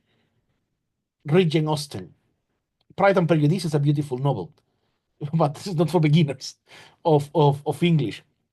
And I put this example as well, which, imagine that you are a fan of Russian poetry and you want to write poetry like Pushkin. But you don't speak Russian. You don't know anything about Russian, but you want to love Russian poetry. What's the first thing you need to do? This is an open question if anyone wants to answer. What's the first thing you need to do if you want to learn how to write Russian poetry? Learn the language. No, learn the alphabet. No. Because the Russians use a different alphabet. The first thing you need to learn is the Cyrillic. Then we will learn the language, and then we will learn how to do poetry. So reading Vitruvius is a bit like, okay, I want to learn directly. You buy the first edition of the poems of Pushkin. I don't know if that such a thing exists, but you buy an old book with Russian poems and you start reading the Cyrillic. You don't know what you're doing, but here you go. There you are reading Pushkin. So I would say no. You need to go first, learn the Cyrillic, etc. So starting learning classical architecture with Vitruvius is a bit hardcore. You can, but it's hard, it's long, it's heavy, it's obscure, it's very interesting, but it's a bit difficult to understand. There are editions and editions of Vitruvius. It's very important to select which is the edition that you are reading. Problem for the English speakers is that the English translations are usually rubbish. I'm sorry to say this, Vitruvius was never properly translated into English, and when it was properly translated, it was translated from an archaeological perspective, not from an architectural perspective. And this is very important, because you find a lot of editions of Vitruvius translated directly from Latin that don't make sense. Why? Because they've been translated by a philologist and not by an architect. The two best editions of Vitruvius are the Perrault Vitruvius in French from 1681, and in Spanish, the Spanish edition of 1787. So for those of you, Spanish and Portuguese, who are listening, The edition of 1787, if you, I will put you later on the link to it. That's the one you should go for. It's heavily annotated, so therefore it has a lot of references and comments, and it's almost like reading two books. You read the Vitruvius and you read the notes. Very, very interesting, the old style of the notes being actually something consistent that was a complement to the text and not just a summary of quotes. The next one, especially in Anglo-Saxon environment, you're going to find, no, you need to read Palladio. Palladio is the only one you need to read. Oh, Palladio, the Quattro Libri, blah, blah. Palladio is a bit like Vitruvius. Palladio is easier to approach than Vitruvius, but Palladio has a problem. Palladio is a portfolio. Il Quattro Libri is a portfolio. All of you, those of you who have finished your studies, you may have to do a portfolio to work. You know what a portfolio looks like. And when you see Palladio and you read Palladio, Palladio didn't write the book to enlighten the masses. Palladio wrote the book to keep getting more commissions. And when you read Palladio, the biggest and the most important Palladian building, which has his churches in Venice, he got them after publishing the book. So you have to bear in mind that Palladio is a portfolio, that Palladio is talking on his own behalf. Palladio is talking to you about what he knows and what he has done. So that needs to be considered in the context that then he's going to talk to you a lot about villas, in a magister way, but there are other elements that are going to be.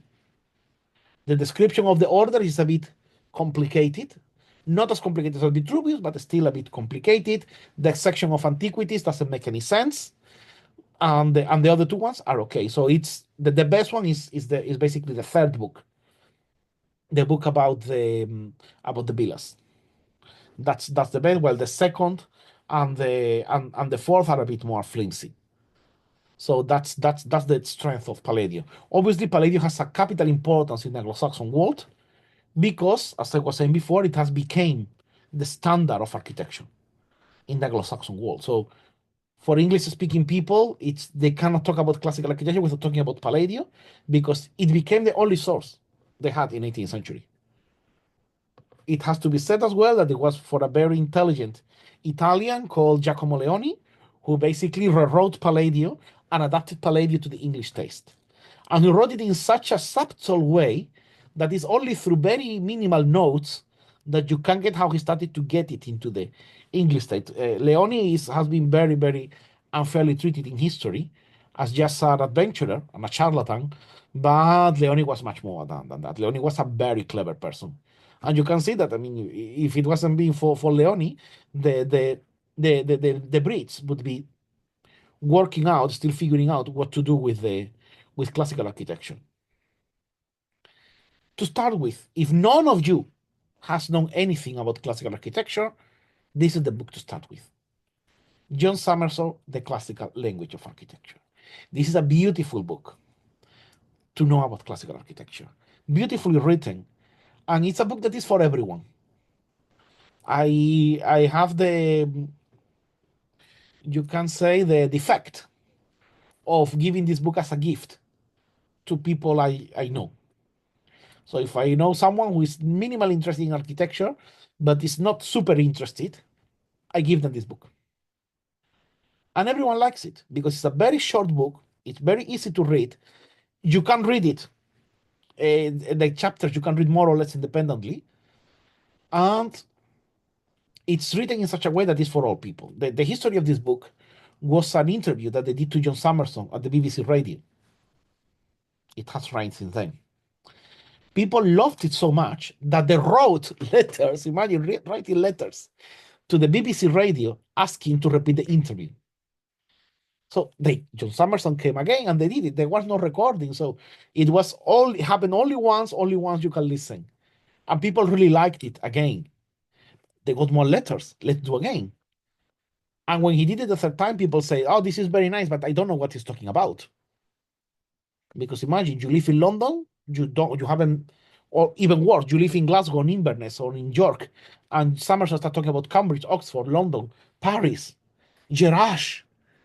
What the hell is Gerrage? They don't know. Of course you don't know, because the knowledge before internet was very limited.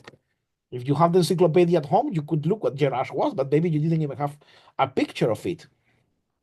So Summerson wrote a small booklet about it, just the picture, so that people on his next speech would get the idea of what he was talking. So they sold the booklet, and this is a picture of the booklet that you could get. This is the first edition, and then eventually he enlarged it to make a small book. It's a very beautiful book. If you haven't read it, I recommend you to read it. And if you have people who tell you, oh, I would like to know more, but I don't know where to start, I would say, if you know nothing about classical architecture, you want to get introduced to it, John Summerson. Not Vitruvius, not Palladio, not Vignola. John Summerson is the best to start with. Excuse me, Professor. Yes. In this case, this book, the translate of this book is good. In Spanish it is. I don't know in Portuguese. I don't even know if there is a Portuguese edition, but the Spanish edition. I see that have. I don't know the Portuguese version. Okay, thank you. I know that the Spanish is good, but the Portuguese I don't know. So because also, even if I knew about the Portuguese, as it is not my language, it would be difficult for me to say if it is or not. But what I would recommend you is to ask on the IBAT group if someone has read the edition in Portuguese, if it is good enough. Yes. That's what I would recommend. Thank you. To ask Bruno and Alex if about the Portuguese edition. That's true. Thank you. Don't ask me, because you will see me in the group. I won't say anything. Okay. And now we come to the book I always recommend. You want to learn about theory of classical architecture? First one, Summerson. Second one, Vignola. Forget about Palladio, forget about Vitruvius, forget about Vignola. Vignola is, no matter how much the Brits and Americans hate to hear this, Vignola is the most successful treatise of history. It is the one which has most editions, the one that has most followers, most people imitating it and following the canon of the orders, as opposed to Palladio, Vitruvius, and the others. Why? Because Vignola wrote a book that didn't have hardly any text. Vignola wrote a book for practitioners. Vignola wrote a book for craftsmen. Vignola wrote a book for master builders. Vignola didn't write the book to show off his work as Palladio or to please the emperor as Vitruvius did, or to compose something interesting as Serlio did. And that brought him immense success. He didn't get much money from it because back then the copyright laws were different and the editions could be done and redone. But the easiness of the drawings of Vignola, you cannot find them anywhere else. And it's the best and easiest way to use. That's the book. A version of this book is the one that we use at the Classic Planning Institute, which you might have already seen, and it's called the American Vignola. The American Vignola is done by William Ware, who was a professor of the Massachusetts Institute of Technology, and it's an update of Vignola, which is and has become de facto the basic book used in Notre Dame and at the ICAA, and by effect is the most successful Vignola nowadays, even if it is not the proper Vignola. But if you go to the original Vignola, to the canon of the orders, to the Regola delle Cinque Ordini, that's the best treatise to start with. And those of you who were in the previous season of the Salon, you know that I was always recommending you, if you don't know how to draw the orders, you go to Vignola. Also, this book is very interesting. Architectural Theory from Taschen is very good to understand the different treatises of architecture. And even if it covers from Renaissance to today, and it says, and it has a chapter at the end talking about the virtues of modernism, blah, blah, blah, it's written without any bias against classical tradition. It's written by historians, not by architects. You can't see that. But it's very interesting because it doesn't have the usual bias that you have when they talk about the old treatises, that they are just pastiches and compilations of nonsense, as they normally say, or fantasies of the architects, or other grosser words. So it's a very good book to know what other people were saying about classical and I strongly recommend you to get it. I mean, it was a bit pricey years ago. Now you can find thousands of editions very, very cheap at different formats. And also, overall that, a lot of those books that I have mentioned can be found in digital resources. Digital resources, they are infinite. I mean, I'm putting here the ones that I normally use, but there are more. The digital archive of the Polytechnic University of Madrid is a very good source, especially to look for books in Spanish, together with the National Library of Spain. The official College of Architects in Madrid has an immense collection of magazines, Spanish magazines, that are very, very useful to the Spanish American magazines. The Sociedad Española de Historia de la Construcción and Digital CSIC are, again, especially to learn about historical construction.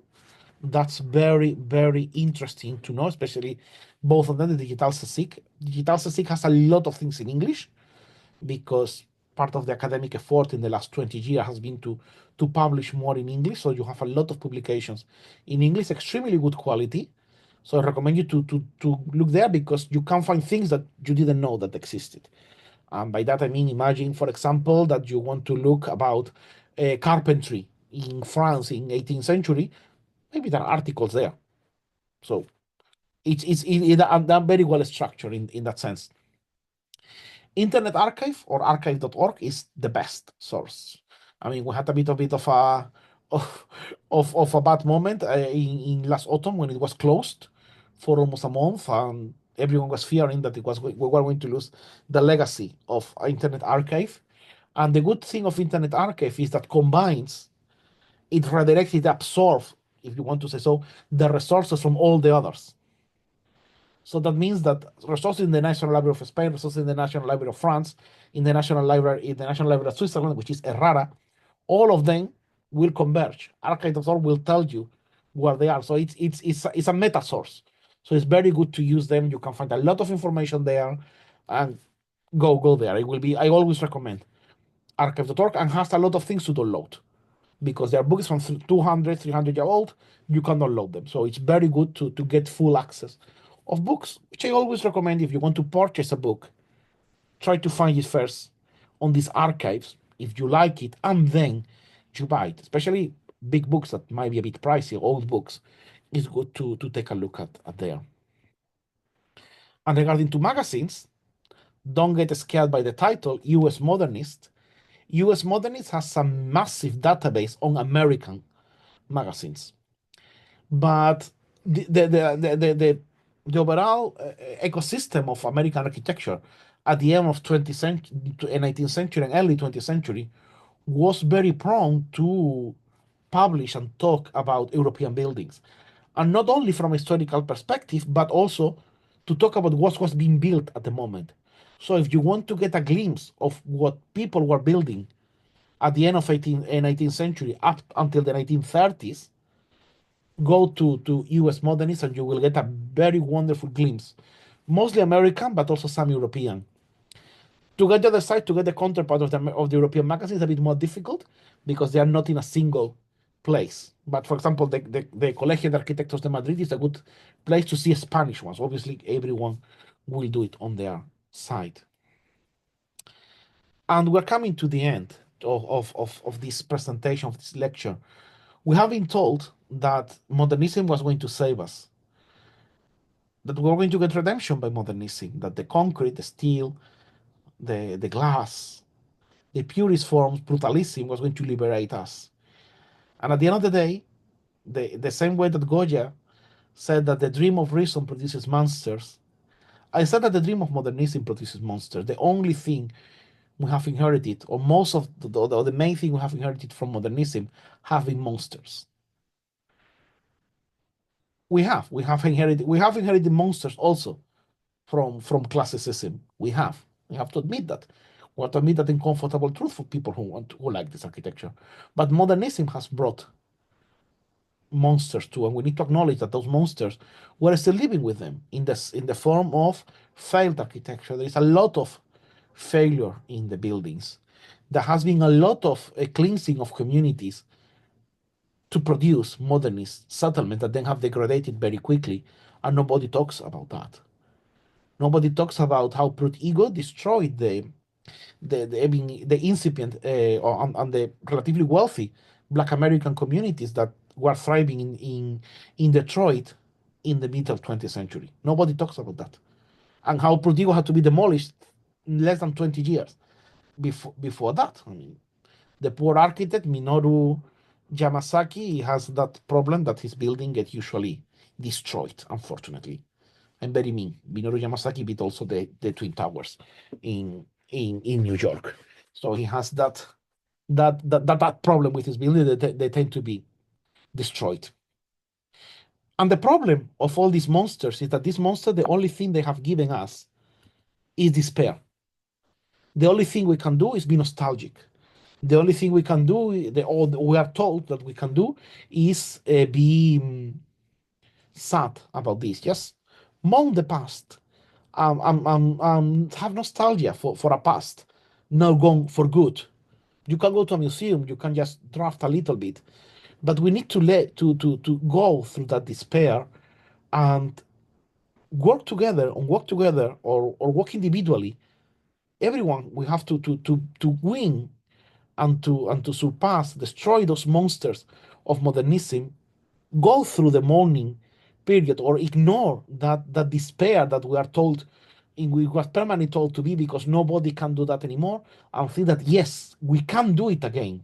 Maybe they can't, but we can, and you can get the tools to do that, as many others are getting them. That's the message I want to bring with this initial lecture. So thank you very much. And now Applause. let's see the questions. Too much rambling in comparison to the tradition. Vitruvius likes to talk. Oh yeah, Vitruvius he was talking for August, for Augustus, so he liked to talk. It's like taking a class of transcript, basically. Yeah. It's Spain in Spanish by Gustavo Gili and Tidility. Yeah, yes. Dover has a very important book republished. That's true. So if you want to get it, the Surly edition in English from 1600 is very good as well. Correct, and the ICIA Classical. So thank you very much. I'm happy that all of you have enjoyed it.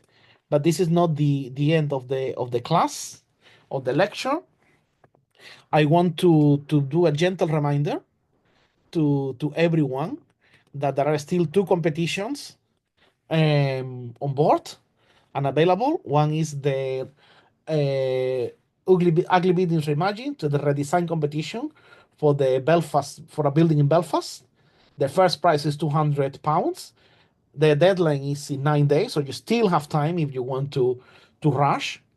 And the winner will be decided by the popular jury, by popular vote on Instagram. So this one doesn't have a jury. So it's the people who will decide, so it will be good. On the other side, you have 19 days. To that is the competition for La Table Ronde. In this case, the prizes are books. Very good books that have been created by Nadia and Noe to give to the people who do the best drawings. So take a look at their social media and take a look about them. I want to do a reminder, because now there is all the inscriptions open to the summer schools. There is also a congress in May in Oslo, Beauty and Ugliness. The CPI is working together with Beauty and Ugliness to organize it. So I will be talking, Dr. Buras will be talking, a lot of more people will be talking about beauty and ugliness in architecture. This year is focused on architectural education, and we will have Branko Mitrovic, James Stephen Carl, Robert Adam, John Simpson, and many others talking. So if you can come to Oslo, which is very beautiful, there will be tours and activities. Come to us. If not, you will be able to watch us on YouTube. But if you can, please come to Oslo. It will be a good opportunity to do also networking and to know everyone. There are wonderful summer schools this year. I will be in the Bruges Summer School. I will be probably in the summer school in Utrecht. There is a beautiful summer school in Kongs, more traditional, more based on traditional architecture and craft. Kongs is a beautiful city, and you will enjoy that a lot. And a summer school in Bruges, more about architecture and crafts. The one in Conques will be more hands-on. The one in Bruges will be more about drafting and design, but with a lot of hands-on. That's the good thing of La Table Ronde. You never get tired. You're always doing stuff. You're always using your hands, and you always get you get your hands dirty, and that's the beauty of it. So I would say apply for the deadline. You still have a month and a half to apply, and it will be great to have you there. For those of you in America, you have the summer school in Mexico, which I believe this year is in Oaxaca. I don't know very well, but please speak with Flavio and Star if you want to know more. Follow them on social media.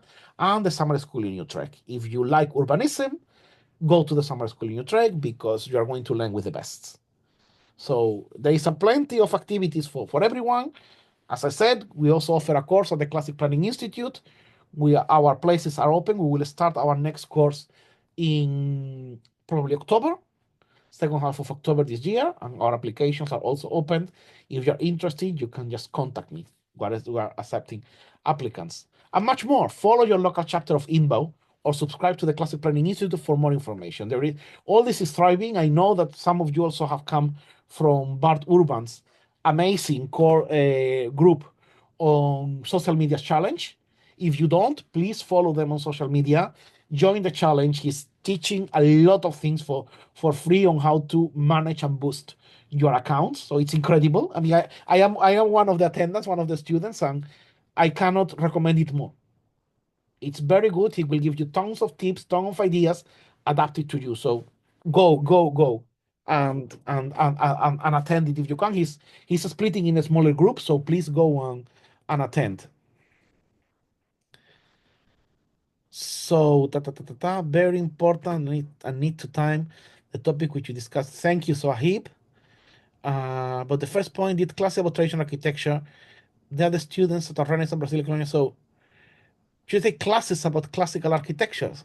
What do you mean, Marceli, with classes? It's like a course. It's like a Yeah. I mean, I think that actually, have you done the courses by Bruno Pereira on the IBAT?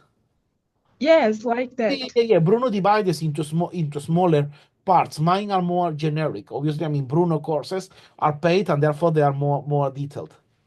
My question is if it's a classical architecture or a traditional architecture, because it's the both. They can be both. I mean, every classical is traditional, but not every traditional is classical. Yes. Okay. Thank you. And one more question. Where I search the presentation, I don't know, the record. We need to first we need to finish the recording. Then Yes. it will be uploaded to a server. I will as a premiere, you will have direct access to the recording from the server. And yes, Christian, thank you very much for pointing that out. Reach Bart Urban on Instagram and he will inform you. That's what I would recommend all of you. But please, if you haven't, go. He's super friendly. He's very, very, very good on that. I mean, he's doing a massive favor to the community by dedicating his time on that. But coming to what you were saying, Marceli, I would say that imagine, for example, the Cathedral of Sao Paulo. Where are you from, Brazil? I'm from Manaus, Amazonas, the extremely north. Oh, yeah, but that's like the Paris. But I live in São Paulo now. Okay, I'm born in Manaus, Amazonas. Yeah, but Manaus is the one that has that wonderful Parisian architecture that you look like you're in Paris. Yes. The Teatro Amazonas is so beautiful. Teatro Amazonas. I would say that the Teatro Amazonas is both classical and traditional. Okay. But then if you go to any is a question? It's a question. House. No. That's the statement. The Theater Amazonas in Manaus is both classical and traditional. A typical house in Manaus would be traditional. Nice. Okay. Gothic architecture is traditional, but it's not classical. So that's a bit the difference. Classical is when you use the orders, when you use molds, and when you use a system of proportions that are based on the orders and on classical architecture. Obviously, it uses a visibly recognizable classical language. Okay, nice. So we have more people. Thank When you you're so saying much. classical now, is it capital letter C? Classical. Classical with capital C is the classical Greek and Roman. Yes, you can ask a question, Swahib. Don't don't call me master. You are my master. Hello, Professor. How are you doing? I'm Very really good, sorry. very I good. just came.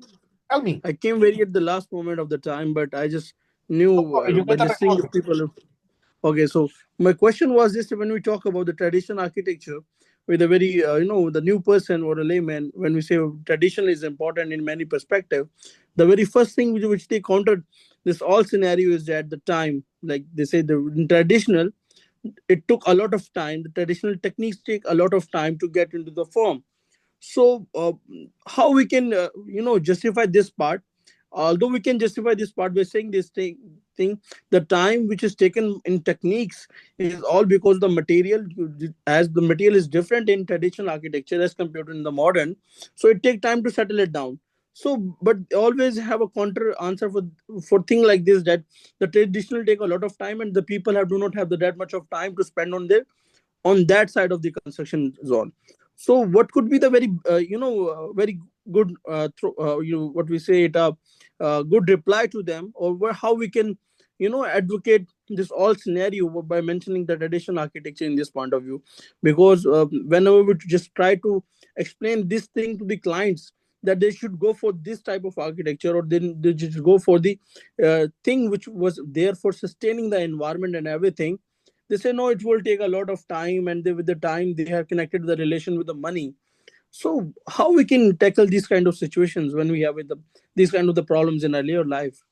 Okay. I can give you several answers at several tiers, because depending on because on one side you have made a very important it's a very tricky question what you have asked. No, what do I say to the client? Because at the end of the day, in the day-to-day, we're architects. We we do architecture. Architecture is tied to a budget. First thing I would say that depending on the area and the scale, there is a point in which I'm going to talk in a wide way. I don't know the exact turning point of it, but you have a certain type of architecture for single clients, namely single houses. There is a certain type of projects in which you can both traditional and modern techniques don't make a difference. In certain contexts, traditional will be cheaper because the material is available, the distance from the production centers, etc. That's one. There is a point in which the building gets too big to assimilate a complete full traditional technique, and we need to live with that. I mean, there was a wonderful summer school recently in Qatar to talk about traditional Qatari techniques on architecture, etc. But but the problem is that if you're building a house for a family, you can do traditional Qatari techniques. If you're building a house for the Sheikh of Qatar, you cannot do traditional techniques because it's too big. And the conditions that the high net client will be asking, you cannot fulfill with traditional architecture unless you do a mix of them. So that's the two most extreme situations. What I would recommend is always, if we're talking about money, you need to answer in terms of money. You need to figure out if applying properly the tradition as such, usually it's the same price. But we have the image, we have the assumption that doing traditional is going to be more expensive than doing modern. I would say, what is modern? Do it in concrete, do it in the in what system. So I would say that the first thing you need to do is compare the cost. Usually doing at a smaller scale, doing traditional can be even cheaper than doing it modern, depending on where you are. If you are in a city center, and you want to build with Adobe, probably it won't be the best idea. You might have to require to break to modern bricks to concrete slabs, etc. But you can still build load-bearing walls, slope roofs, etc. Now, if you are in the middle of the countryside or in a more rural area where it's probably difficult to access modern materials, the traditional one will be the way to go. But again, if you are building a massive house of hundreds of square meters, a classical, a traditional way of building might not be efficient enough because you require a lot of space, and the workforce required to build that will be too much as opposed to building with other techniques. So it's not a yes or no answer. You need to analyze case by case, and you need to have ready a set of prices to tell the client, look, this traditional doesn't take much long time because it doesn't, and it's not as expensive because it doesn't take time. Please complete it. Please complete it. You understand what I mean? Yeah, but what actually I want to add over here right now, like you just talk about, that's the thing that I have to do the analysis, the cost differences of the modern technique construction or the our traditional or classical construction. There's only the minor differences between the modern and sometimes the traditional cost is less than the modern one, because in case if the traditional cost is getting much bigger than the cost of the modern architecture, but the cost of that project is still favorable to the country, because when we are doing in the local construction techniques or in the local traditional methods, that the money which we give to the labor will stay in the state, in the country, which means the economic condition of the country is improved. But when we go for the modern, if we put more investment on that, we start importing things from the different countries, which again move the money from the country to the other states, which can create a difficult situation for the economic stability of the country. So at that point, again, if the traditional method is getting expensive, it will be better for the people of the country, that the labor who are working on the project are getting more money. If they are getting more money, they can have the better lifestyles, so they can give the good education to their children, they can give good food to the children, and that's a thing which we need to sustain our ecosystem and social environment and everything like that. So I think the cost is not really that matter of the fact to talk about with the people about the tradition and the modern. So that is always, something is very complicated when sometimes the client say, no, I don't have the time. And when we say him, we justify him with the time, that the time which you invest on your building or your house will give you the feedback after some time. You don't need to renovate your house at a very small frequency of times. You can have a long span of your buildings, and you can your buildings can live longer more as compared to the modern buildings. But when we justify that point, they come to that point that, oh no, this it will cost a lot to us, and this and this and this. So that is again. And Professor, one thing more I want to know: what is important right now at the present moment at every country? Basically, I'm from Pakistan, so like in Pakistan and other countries, what is really important regarding the traditional architecture? Do we need to follow the true traditional architecture? True means that we have to follow each and everything in the true perspectives, that what was actually done before, which was done for hundred of years, not for for some like 50 years, and for thousands of years we're doing those techniques in our construction methods. So we need to follow them to sustain the environment naturally, or do we need to just follow the basic, as you have said, given the example of the Qatar, that if we are going to build a house for the local, they will say, okay, we can go for the local techniques. And when we're going to build for a sheikh, he will definitely gonna say, no, I don't want this all thing. So it's mean the people are more to be like that they are only interested in the facade, and they are not too much interested in the true spirit of the traditional architecture. And it's our moral duty to educate the people regarding that, what is actually the true essence of the true spirit of the traditional architecture. But unfortunately, if we are unable to cover all these points, so that's the main question, that how it is something like a war, which is never ending war, that we have to keep on challenging and keep on working on it. you are making. I mean, you are making very interesting reflections. From my perspective, from my experience, you can get up to a certain point. We work in a market. We work for a client, and the client is always right. So, I mean, I don't want to say it's not as excited as that, but if you cannot convince the client with the moral argument and with the cost argument, then it's not going to be possible, because also I understand that traditional techniques enhance and encourage the crafts in the country, and by extension the general happiness of the people. I mean, we are not even entering into all the neuroscientific approach, which I am not an expert, but on that case I recommend you to see Dr.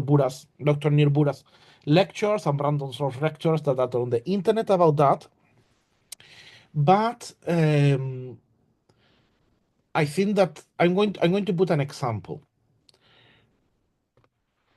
Traditionally, bathroom didn't exist. We had a bucket or we had a hole in the courtyard. Now, just because we had the bucket and we had the hole in the courtyard was a very traditional way of doing it, everyone wants to use a toilet. And before, when the toilets started to appear, everyone had a bath. Now, over the time, we know that it's more sustainable to have a shower than to have a bath. And now all the bathrooms have showers better than baths. So I am putting the example of the bathroom because in terms of decoration and composition, it's the most disruptive part of the house. A kitchen has always been a kitchen and will always be a kitchen, but we don't know how bathroom didn't exist until end of 19th century. So are bathrooms bad because they're modern? No, they're good. So you need to incorporate them. There are parts of the tradition that need to be let go if they are not efficient enough. It's very, very scarce that you will find an efficient tradition. Tradition will be very efficient. Tradition will be very, very, very, very, very efficient in that sense. I'm looking for this one. Tradition will be very, very efficient in that sense. So you won't get things that you need to let go. Maybe there are things that imagine that in the past they were using certain palm trees to do the roof, and obviously if you use tile, you're going to get more durability, etc. There is a lot of small local conditions that need to enter into the equation, and that I cannot control because I don't know the exact details of the architecture in Pakistan. But you need to be aware as well that you're working for a client, and there is only a certain amount of things of pressure that you can put to the client to build properly traditional architecture, because if not, they will go. So the best thing, as you have very clearly mentioned, is educate, and educate with love, telling them what you have said, because you have said very beautiful words. But at the same time, the question that you're asking me is a question that they had a debate along in 17th century France, called the quarrel between the ancient and the moderns, meaning which classical architecture should we follow? The one that we see in the ruins of Rome, or the one that we see in the treatises? And the compromise solution that they got was like, you can follow the ancient, the modern examples, as far as they don't clash with Vitruvius, which was more which the conclusion was do whatever you want. So I would say that in a specific case, the scale is important. You cannot build a massive building following traditional techniques, because traditional techniques were not designed for that, and there is a point in which the traditional technique is less efficient. Once you reach to that point, at least you need to ensure you should ensure that the aesthetic is traditional. So that's what I would say, that it's the that it's the thing, the key issue here. You need for residential buildings, as you said, there is no much difference. The client will always understand the language of the cost, and the client, given two designs, will always get the cheaper, even if the cheaper is uglier. That's an uncomfortable truth we need to live with. My conclusion is never show the ugly. that would be it. It looks a bit frivolous, but that's it. If there is something that you don't want your client to select, don't show it. You can tell them, no, the only option is traditional, and you can offer them the numbers. But if you make the choice, no, I will get the cheaper by default. That's what all clients are going to say. So you can use a moral argument up to a certain point, but past to that point is like you need to, okay, then I'm going to at least keep the aesthetical argument apart. There are things that you're right, that the material and the techniques, they I would say that's what I would say make a bit the distinction between vernacular and traditional. You imagine, I don't know, I mean, I'm just making a situation that you are in an area where they build with earth, with pressed earth and with Adobe. Now, building those walls in Adobe, they are very traditional, they help a lot the community, etc. Nobody is going to question the value of that. But still might be better and quicker and more functional and efficient is instead of using Adobe, you're using clay bricks. That's a departure from the purist tradition, yes. You are still with the traditional way of building, but then the structural component and the constructive and tectonic component of the tradition is lost, and the only thing that stays is aesthetic. And we cannot enter into the modernist way of thinking, which not because the aesthetic is the only thing remaining, we remove the aesthetic. No, the aesthetic has a power, the aesthetic has an importance there. So I'm not sure if it is the answer that you were expecting, but as you said, we're in a war, and every job is a war. Every client is a difficult client. Every project is a difficult project, and we need to work basically with that. You need to convince the client with love, with persuasion, and with facts. The facts are the cost, and the love and persuasion is the moral argument that very well you have announced.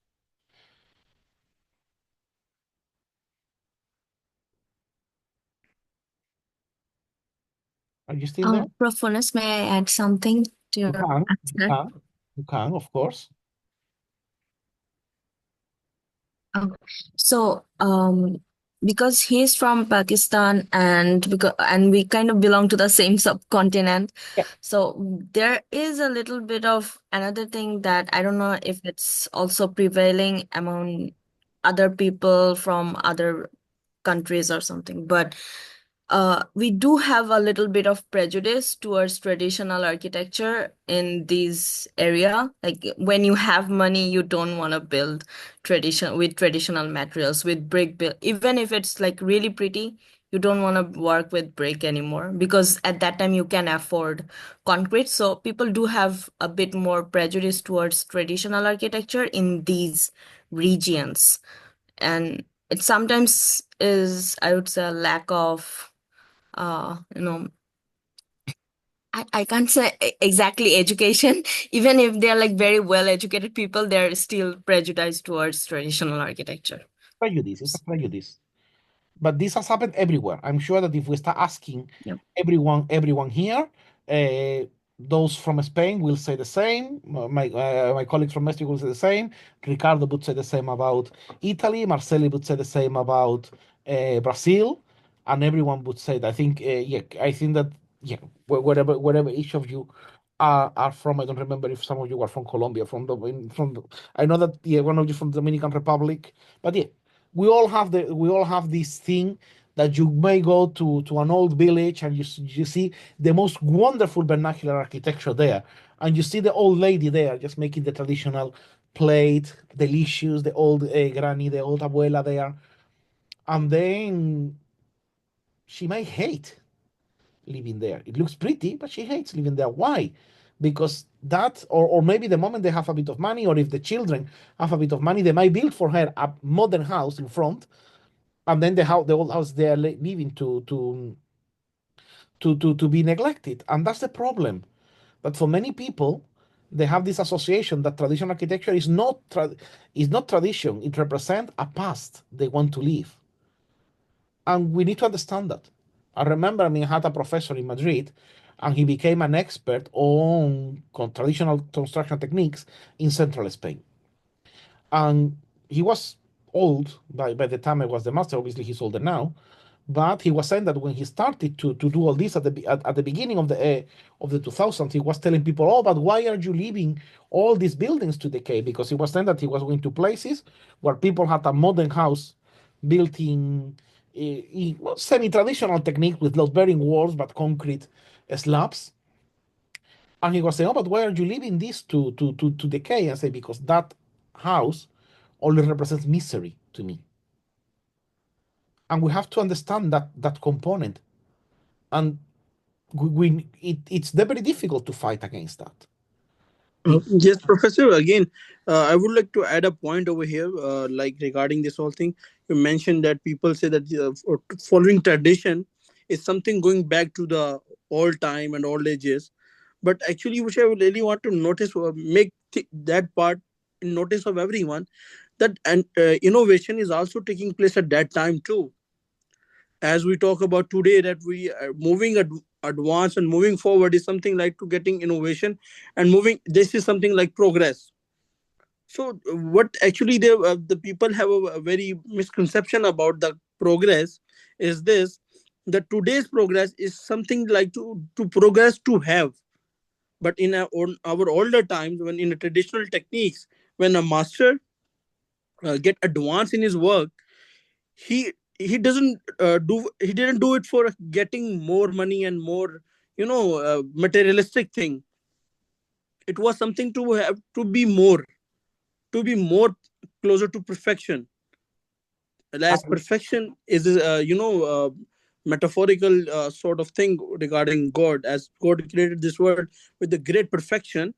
So a master always try to do give a tribute to his Lord by doing the work in that perfection, that he just gave us a little example of the perfection around him. So that is again a part of the innovation and the progress in their respective field.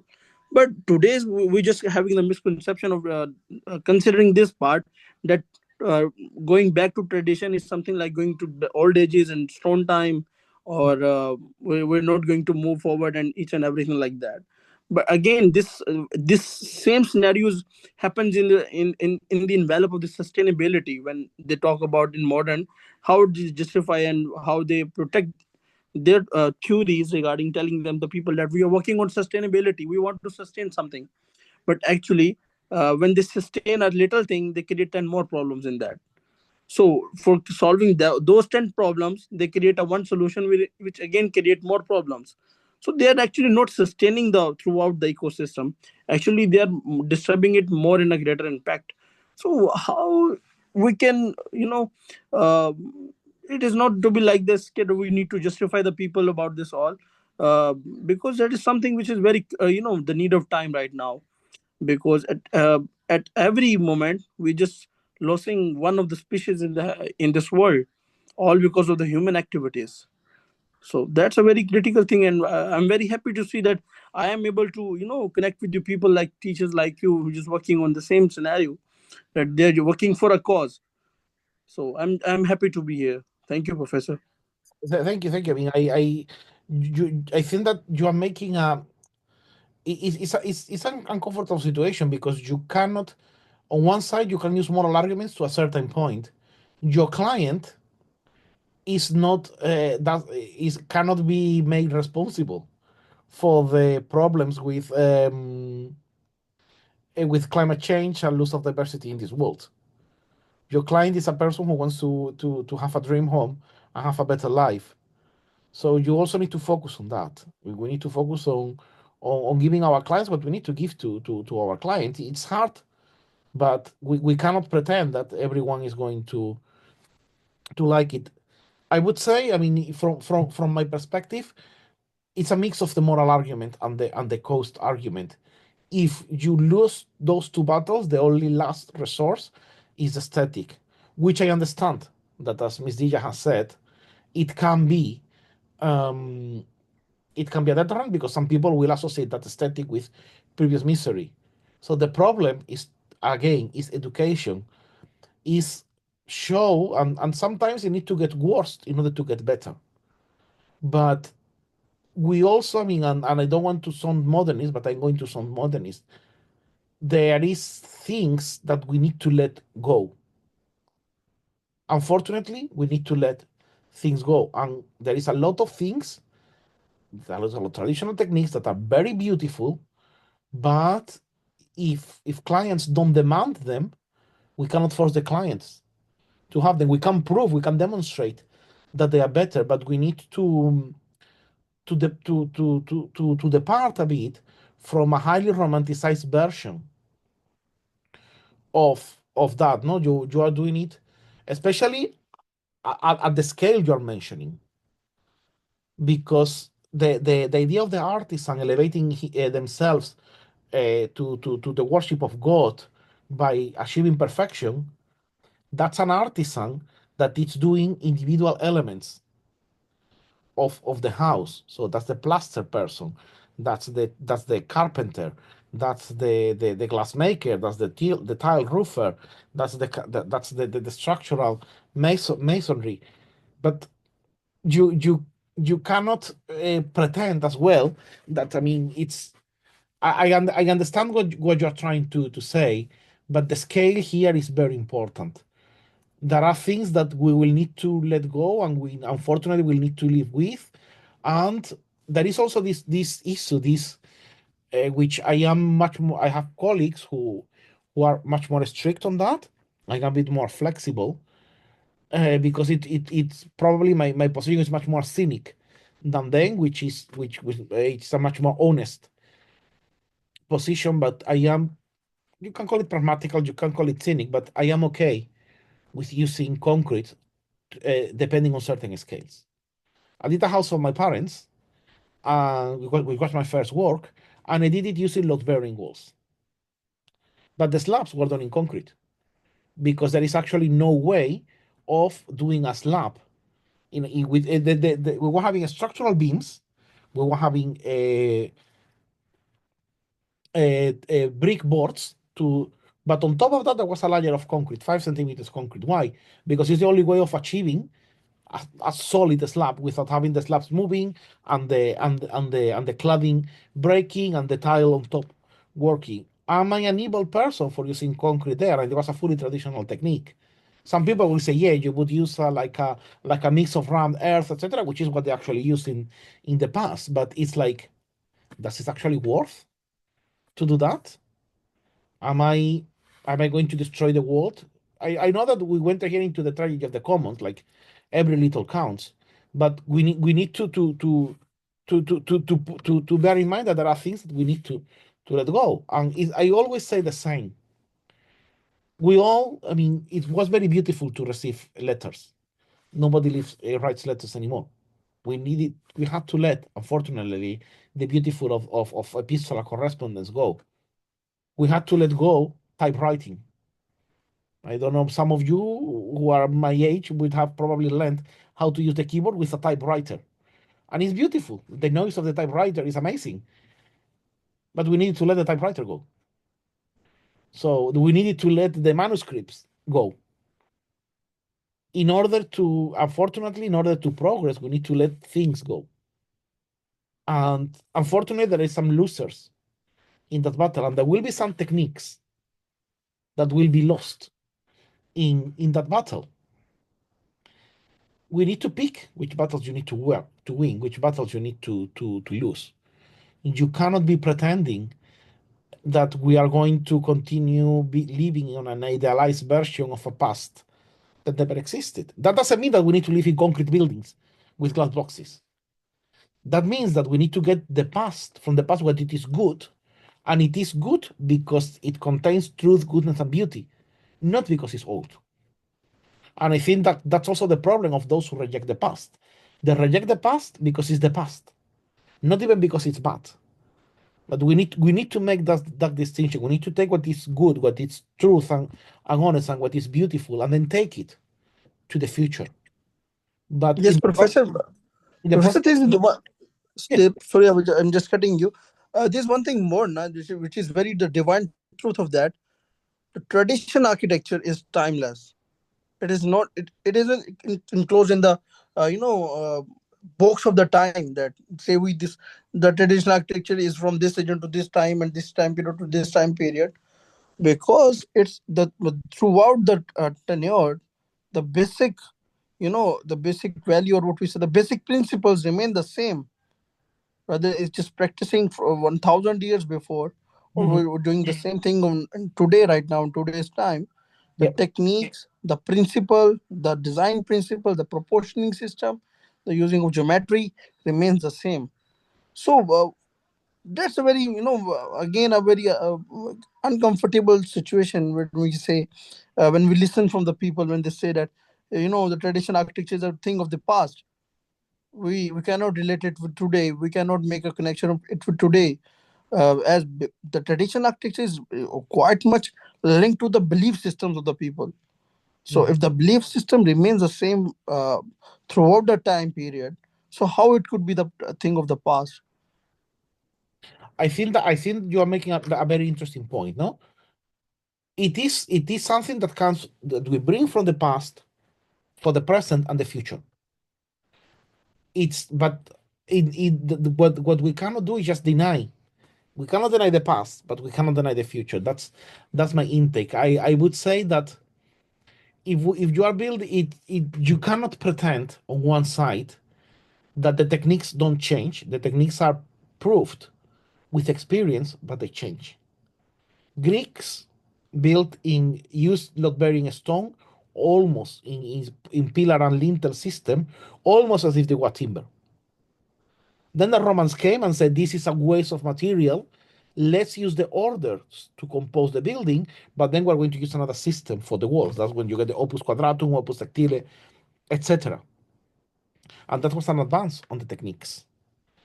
Then in the Renaissance, they said, oh, we can actually make a more efficient use of the material by creating a stone clasp.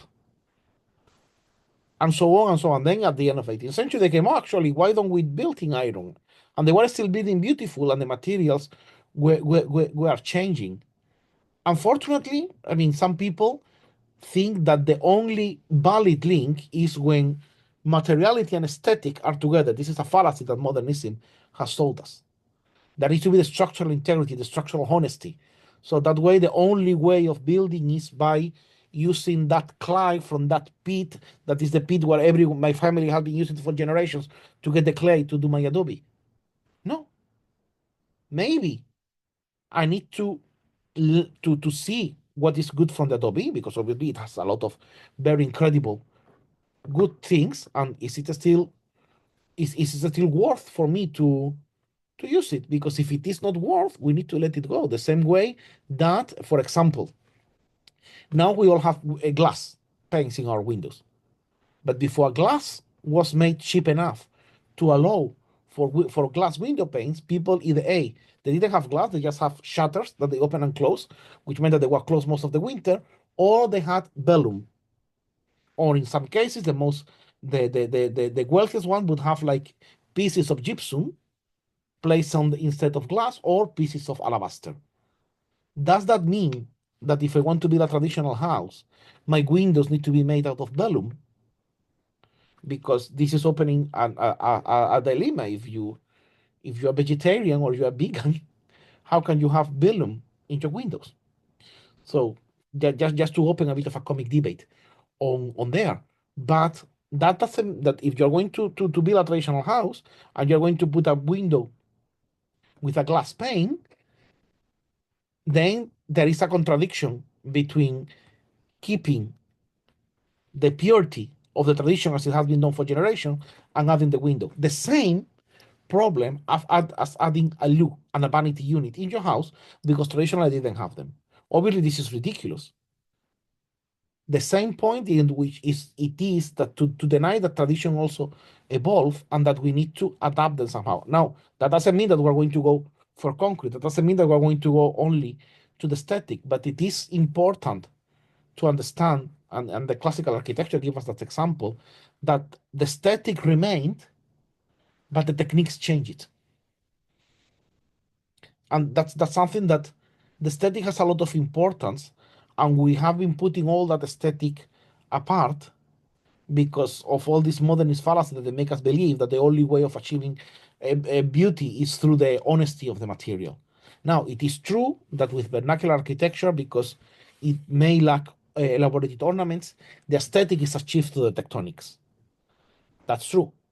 But if the tectonics don't work or are not so efficient, we need to find A, ways of making them more efficient, or B, substituting them. And that's not from a theoretical perspective. That's more from do we have waiting room participants? No. That's from a pragmatical perspective. I'm sure that if and ways to bypass that. So this is the negative part, positive part. You are active at Inbound Pakistan, and Inbound Pakistan, I know from what I saw last year in the exhibition in Bruges, you are working very hard in doing a lot of stuff. So through education, so maybe you need to pro bono do a sample house. You need to collaborate in doing a sample village. You need to do steps so that people realize that it's not that are things that are not so bad. But there needs to be a balance in that, and sometimes things need to get worse before they get better.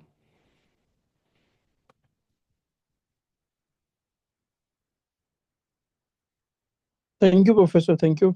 You're very welcome. Profanes, can I ask you something about the summer school? It's not the INTPO summer school, it's the ICA summer school. I just ICA or CSCA? The one the one in US. The US, okay, fine. Yeah. Do they have a summer school? Yeah, they do summer school and they do some workshops, and also like there's like tours where you go for sketch tours and stuff like that. So they need us to submit a portfolio, but there is like limit for only 4 pages, and I'm like very confused. What do I show in 4 pages? What do you show in 4 pages? You show, is it 4 pages of portfolio only, or 4 pages? Yeah, for portfolio, only for the portfolio. Other than that, you have to submit a resume, a recommendation letter, and blah blah, and also like a statement of intent. So I it's would like say that you have to tailor your portfolio to the purpose of the program. For example, I know, I mean, I don't know if those people are here or not. Classical architecture summer school. So gonna be for example, I know that I know people who are going to apply for the Belgian summer school, and I'm recommending them to show much more construction details and tectonic details than classical architecture. Why? Because that's what you're going to learn at la table ronde. You go there to learn about construction techniques, traditional techniques. You're not going there to learn other things. So you need to demonstrate the organizer that you're willing to learn that, because otherwise you're going to say, if you present a portfolio of neoclassical design, they're going to say, you think this is very beautiful, but this is not related to what you're going to learn here. And it's legitimate because they are basically the only ones that do Gothic. So it's marvelous that they're doing that. So you need to understand what you're applying. So if you're applying to do a course that is sketching outside, you will need to show sketches. You will need to show measure drawings taken on site. If you're going for the intensive course on classical, any of the designs you have already done for us will suffice. But obviously, if you go for the sketches, you cannot show formal 2D drawings. You need to show sketches. And that's what I would say. The summer school actually comprises of sketch tours, and also like intensive course too, like in classical architecture. So, but they also have individual intensive courses and sketch tours on different cities in US. But the classical architecture, the summer school will take place in New York, I think. I think that the intensive is in January in New York, and they have also like a lot of intensive courses, but the summer school exam. I think it's I'm in June not very, I'm not 16th. very familiar with the summer schools in America. The ones I'm more familiar are the one here in Europe. I'm sharing you the link of the summer school, just if you want to check it.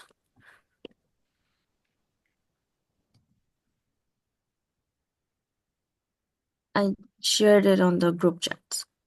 Yeah, that looks like a very good summer school. So then, if you have to show for examples and has sketches and have everything, so I would say show everything that you have. Show a compilation of everything that you have because you have very good sketches, you have very good 2D designs, and that's it. I would show the But public. the limit is 4-page. Because I wanted to share the same portfolio that I made for Notre Dame, but they had a limit for 20 pages, but this one has 4-page. How? What should I show and what I shouldn't? And like Show your that's your four confused. your four your four best ones. That's what I would say. I mean, if you want to share the screen and you want to show it to everyone, maybe we can decide between all which are your first, your four, Oh my God. your fourth best. If you want, That's like a big. I know I'm being very mean. Suddenly I feel very exposed. Okay. Okay, Like, okay, I understand. Don't worry. I'm just teasing you. So I would say that your first one, your fourth best one, I would say that the pavilion that you have done, that one is good. Any of the ones that you have done with Dr. Buras will be good. And then the other, the Indian Avenue projects or something like that. the Indiana Avenue, we said Indiana Avenue, the pavilion, and then those are two for formal designs. And then the other 2 pages, you do a composition with all the sketches that you have done. Okay, so just 2 projects and 2 pages of just sketches and everything. Okay, so okay, got it. Thank you. So sketches by sketches, you mean just normal perspective as sketches or like construction drawings or something like that? I would say 75% perspective sketches, 25%. Okay, got it. Okay. Thank you. You're very welcome. Sorry, the last thing. The construction drawing is not the measured drawing, right? Correct. I would say, okay. Let's put the measure drawings. I would say that then 50% sketches, 25% measure, 25% construction. Oh my. Okay. You ask, I answer, my dear. So the pavilion was not a measured drawing. It was more like the Indiana Avenue drawings are not a measure drawing. Measure drawing, drawing you do for about something that is already existing. That's what is measure. You are measuring something that exists now. You cannot measure something that doesn't exist. Yeah, got it. That's why you cannot measure the infinitive love of God. Okay, thank you. You're very welcome. I know that some of you, I don't know if you are here or not, you asked me through Instagram that you wanted to review a project. Yes, was me. Manifest yourself. Okay, it's Marceli. Okay, hello, Marceli. Yes, hello. So, as you all know, and also I'm doing this for those who are listening to the recording, part of the salon, you can also bring your project, and we can do a critique on it and help you to improve it or something based on my limited experience, of course. Okay, it can be. You should be able to share the screen. Everyone should be able to share the screen. Yep, everyone should be able. One at a time, that's what I have configured. So right now there is no screen shared, so you can perfectly share your screen. Okay, sometimes I don't understand what you say, but I'm trying. At the bottom of your screen, you have a green button saying share. That's the one you need to click. Okay. So can I? 1 minute.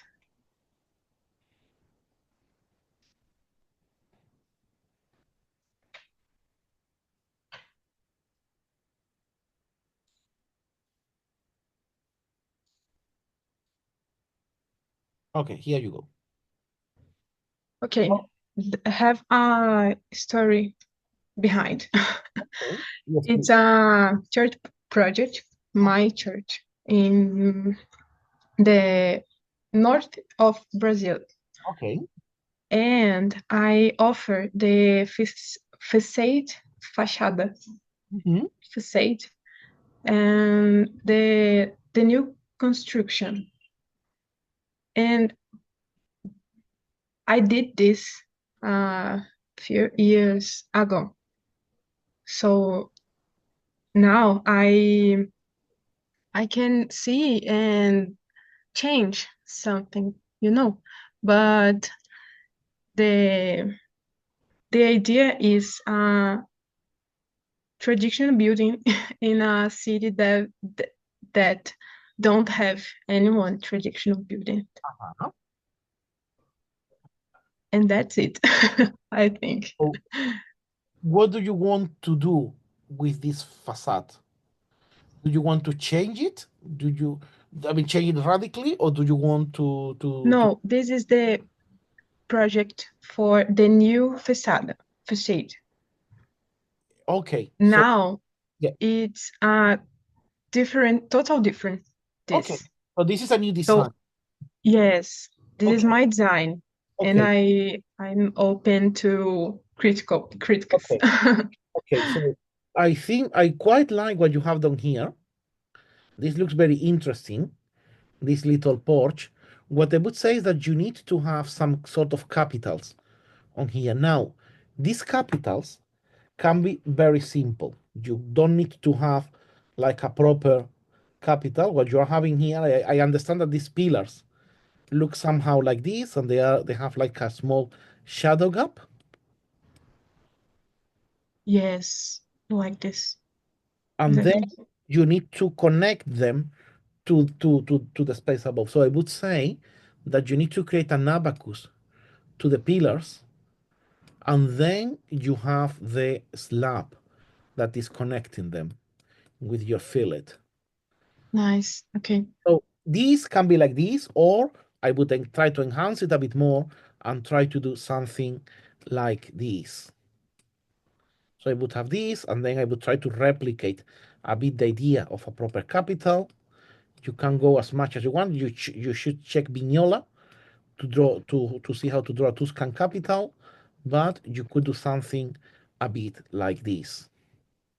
Nice. Okay. So add a little base, keep the rustication, keep this because it's a very quirky and interesting detail. I would say that's the one thing. Are these windows existing or are they new? Are new. All the Everyone. windows. Okay. Other one. Yes. Okay. So these windows are very beautiful. They are sash windows. I guess it's because they are the typical ones in the area. But you need to find a coherence between these wide windows and the narrow windows that you're having here. And what? Sorry? These windows, they look very nice. Yes. But then these other windows, they are different. You Okay. have two different type of window frames. You should have the similar ones. That may mean that you might need to eliminate the little divisions inside. So that you have here 3 divisions. So you need to ensure that the windows look similar. How are you going Okay. to manage? I don't know, because obviously we will need to be talking about window manufacturers, etc. Because obviously this is a real project that you're offering to your local church. So I'm sure that Yes. the pastor has a budget, and you will need to find a compromise with all that. So in the process of doing that compromise, you need to ensure that all your windows are going to look similar. They're going to complement each other. Okay. That's one thing. Another thing is these doors. I don't know if it is a requirement that the doors are glazed. Why did you put a glass to the doors? Can you Yes. see my here? Yes. Are glass. Why? Why? Is it Because a requirement? Did they ask you to have them? no, that's my idea. Why? I think that is important to the eyes are that have the view of the street, you know. I think that is orientation or I don't know. That's Okay, it. so basically, the idea is that when you are inside, you can't see the outside, Yes, yes, but you have the windows for that. yes. But don't here, because here in the entrance have a hall, a second um a, I don't know, a bed, a I know, room, I have a know, room. but you are in Brazil, you are in a very bright and sunny country. That means that when you are in the inside, you will hardly see the outside because you will be not blinded, but the amount of daylight that you get because you're close to the equator is so Yes, much yes, that you don't see anything outside. So the glass to allow you to see the outside is not going to happen because of how the eye gets adapted to the inside and the outside. So that's what I was asking if there was more a reason like it happens a lot in Presbyterian and other Protestant denominations that you tend to like a lot to have wider openings and clear openings because there is nothing to hide to the eyes of the people because you don't have anything to hide to the eyes of God. That's what I was wondering if that was the reason. okay, yes. So if it is not the reason, I would have solitors. Solitaires. Okay, I will search about this. No, Solitaires like without glass. without glass, or if Okay. you want, you can have some glass on top, like you keep a glass on Mm-hmm. top side. If Mm-hmm. you want some Nice. light to enter, but these doors, I mean, you have a very beautiful window sequence and the moldings, etc. Those doors that look very modern and are going to diminish a lot your project. So it's Okay. nice to have a nice set of sturdy doors. One thing you can do is which another question. I guess that you're having three doors because you're a big community, and there will be on when they are the religious services. There is a lot of Exactly. so one option could be that the two side ones become windows. But you cannot do that because you have told me that there is a lot of people coming in and out. So it will be very likely that these doors in a Sunday, they will always be opened for the ease of people coming in and out. Nice. So then the idea that you wanted to have about the light, blah blah blah, no, you are losing it because the doors will stay opened in the important moments, no? Because I guess that this door will be open when everyone comes to church. Then when everyone is in the mass, they close the doors, and then when everyone leaves the mass, the doors remain always open. So in the key moments, the doors will always stay open. In the rest of the moments, they stay closed. So I think it's important to give some sense of, unless otherwise stated, unless the pastor asks for something else, I would say it's important to have solid sturdy doors. That's true. Thank you. Then we carry on. This roof. Do you have a closer detail of this one? Sorry. No, I don't have. But Can you do a little bit of zoom so that we can see this thing closer? can be. Just yeah, I want to see Yes, like this. a little bit less, a little bit less. Okay, move it a bit to the left. Oh, sorry, to your right. Sorry. Okay, a little bit more. Stop, and then a little. Perfect. Leave it there. Okay. So Okay. there are several problems in here. Mhm. On one side, you have here a parapet that has only two lines of moldings, Mhm. which I interpret that you have something like this. You have your fillet, and then you have your fascia, and then this might be a little curve, maybe yes, maybe not. Yes. But then here you have a lot of moldings. Yes. So you have a problem. So these moldings, either they continue there or they disappear. Yes, I need to choose one. You need to choose one. Yes. You have a little bit of a problem here with the with the entrance, because technically you would need another 2 pillars in here. So you would Yes. have a column here and a column here. They bother me for some reason. I don't know how fix it. Can you have, I mean, and having those columns, which is what that building is screaming to have, I guess it's not an option because it's obviously going to interfere the circulation. Am I right? Yes. Yes. Yes. So you have a bit of a problem in here. You have a little If bit of I put the roof yes. outside, no, and 1 minute. Take your time. Below. Yeah. If I put the roof here, I fix it or will be If worse? you don't have, okay. If you remove the portico and just put the Yes. roof there, you're solving the problem. So then Okay. you don't need columns, you just need your pediment to continue. Thank you very much. Bye. That's the only thing that you need to do. But I mean, Yeah, if the roof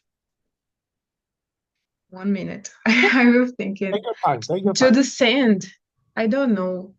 Okay, so what you will imagine that if you remove all these pillars and all the portico that you have done, which is something that you can do, then the only thing your building will need to look in plan will be something like this. There will need to be a little bit of a projection, and then your pediment will end up here. Your roof will end up here, and then here will be the parapet. And then in elevation, what you will have will be something like this. You will have your line coming here, you will have another line continue and coming here. You will still have a little bit of projection. You need to continue this line as well. This line has to continue, and then in here is what you Yes, have okay. the shield, and then you just have 2 lines here making a little bit of a projection to the front of your building. That's what I have shown here in plan, and I have done in red, and I'm going to do it in blue. So you will have here and here. Oops. Sorry. But I understand. That will solve automatically the problem. Now, I understand that you have done this. Does it rain a lot there? Or is it more like yes, okay. some months. Okay, so then there will be time in which you need a portico, you need an entrance. So what I would do here is that instead of doing that, I would have like, you see, like a marquee with nice, beautiful iron. Oh, sorry, this doesn't look like iron at all.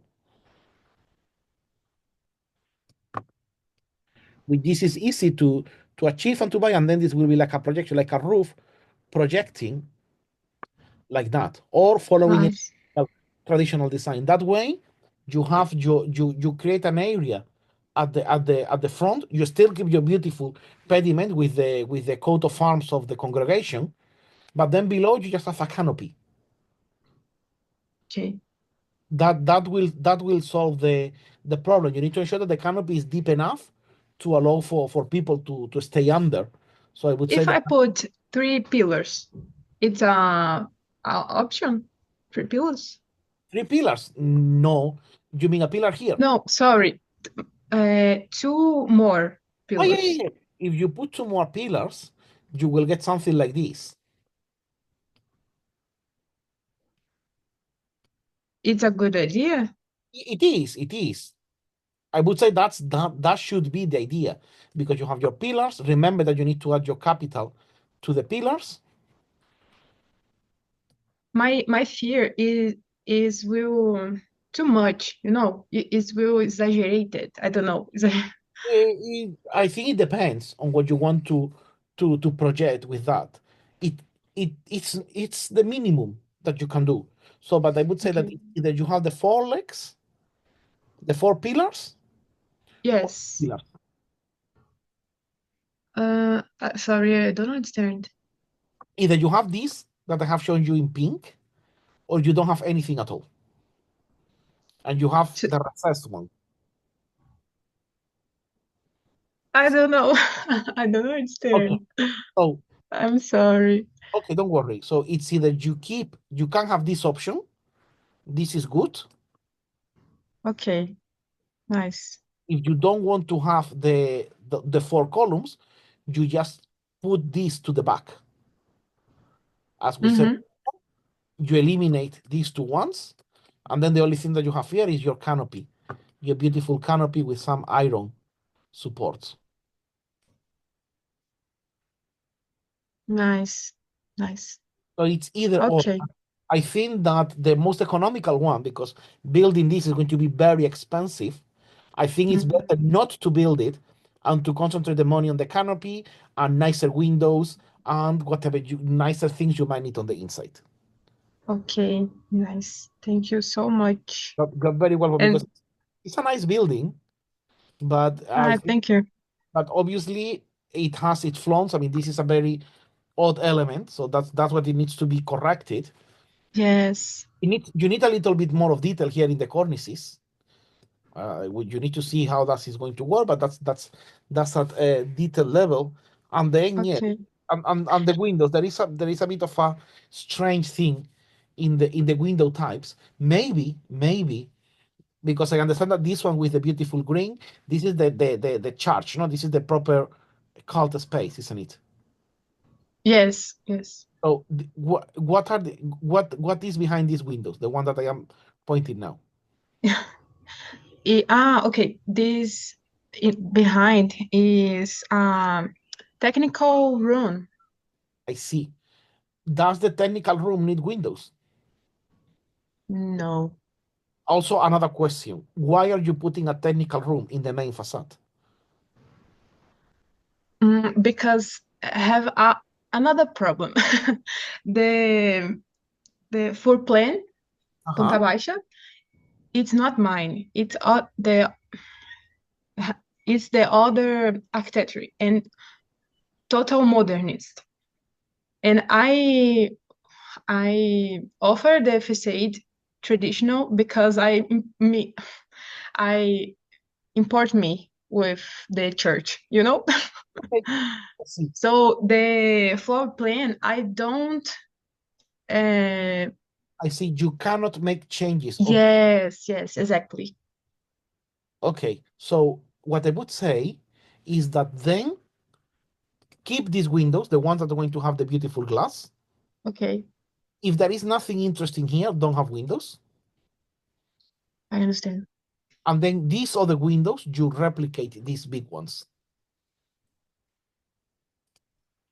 Okay, and here, nothing? Nothing.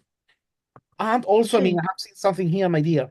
This window is too close to the edge. So here I would what you can do, because now that I'm looking at the full facade, maybe what you can do is instead of having 3 windows, you have only one big window. And now I see that you have a window here. So let me just quickly. So maybe you have 2 windows in here, wider ones, and then 2 windows here, wider ones. Nice. To balance the facade. Then you have this door aligned with one of the windows, and then you have another window. Okay. That could be one option. Yes. If you need to keep this door here because this looks a secondary functional door, then what you do is that you may, yeah, that's it. You keep the upper regular, and then you just have you keep the 2 windows here as you need to balance the facade, and then you have another window here, and then this door will stay here. Ideally, should be aligned, but if not, it's okay. Okay. Nice. But Very remember that pink. this is the main facade. This is what all the congregation is going to be seeing. So it needs to look distant and impressive. You need to feel Okay, the and joy of going to church. sorry. They need to feel that they are entering into a beautiful building to be in closer contact with God, Yes, exactly.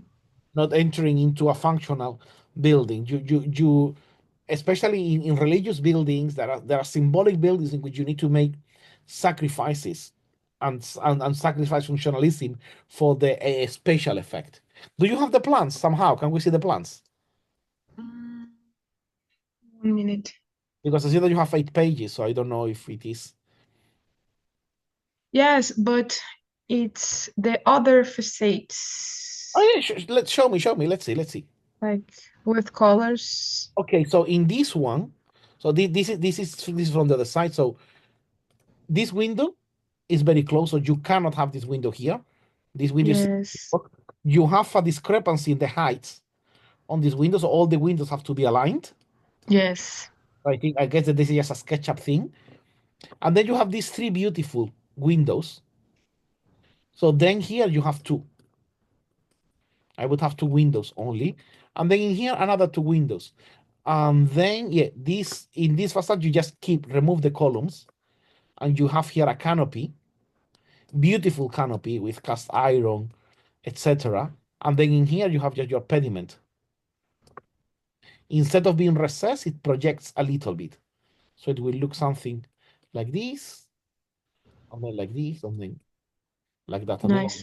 The pastor likes so much the the pillars. I know, But the thing is have that either you have 4 or you have 2. What you can do 2 options. And yes, yes. one with 4 pillars and one with 2. Mhm. But this pediment needs to be redesigned. It needs to be, if you are going for 4 pillars, you need to have this molding like this in white. Good 2 options. Thank you. Yeah, I mean, I am personally, I don't like showing too many options to my clients, because if there is something I don't like, I have always the risk that the client might choose something that I don't like. So if that's an advice in general, if there is Yes. something that you don't like about the project, about the design, and you feel the risk that the client might go for it, don't show it to the client. Even if it is just to demonstrate that your design is better than the alternative, don't show it to the client, because the client might want to go for the other option. Okay. That's true. And this, Professor, what do Yeah. you think about it? It's right that this seems like this? There needs to be a hierarchy. So these moldings at the moment, they are not following a hierarchy, they're not following anything at all. So you need to reconfigure this. I would say that you need to do it I would use Tuscan order. So you need to have a Tuscan pediment, and here you just have a Tuscan architrave, or a Tuscan impost, which is just a band of a stone with a little fillet on top. Okay. I would say imposta, and here entablamento.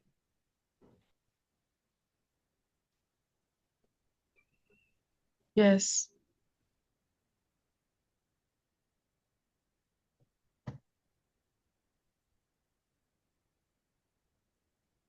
So that's what I would say that you need to, and obviously correct this other side. Let's see the other facades. Okay. 1 minute. Here with colors. Nice. Oh yeah, I see. Okay, perfect. Nice. Yes.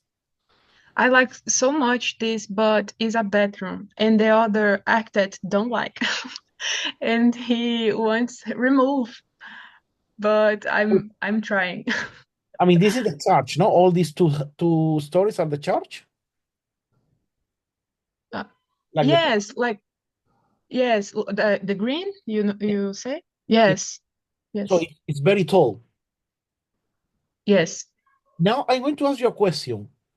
If it is the space for worship to pray, why are you having such small windows? Wouldn't you want to have much bigger windows? or a super big window with a beautiful green glass, stained glass composition? Wouldn't you like to have like a beautiful arch with this impost here and here, and maybe you can even add like a pediment in here, and then this glass. Whoa. But here is a bathroom. What is a bathroom in the glass? Sorry. Yes, bathroom. Yes, So this is a bathroom, here. Yes. and what is above?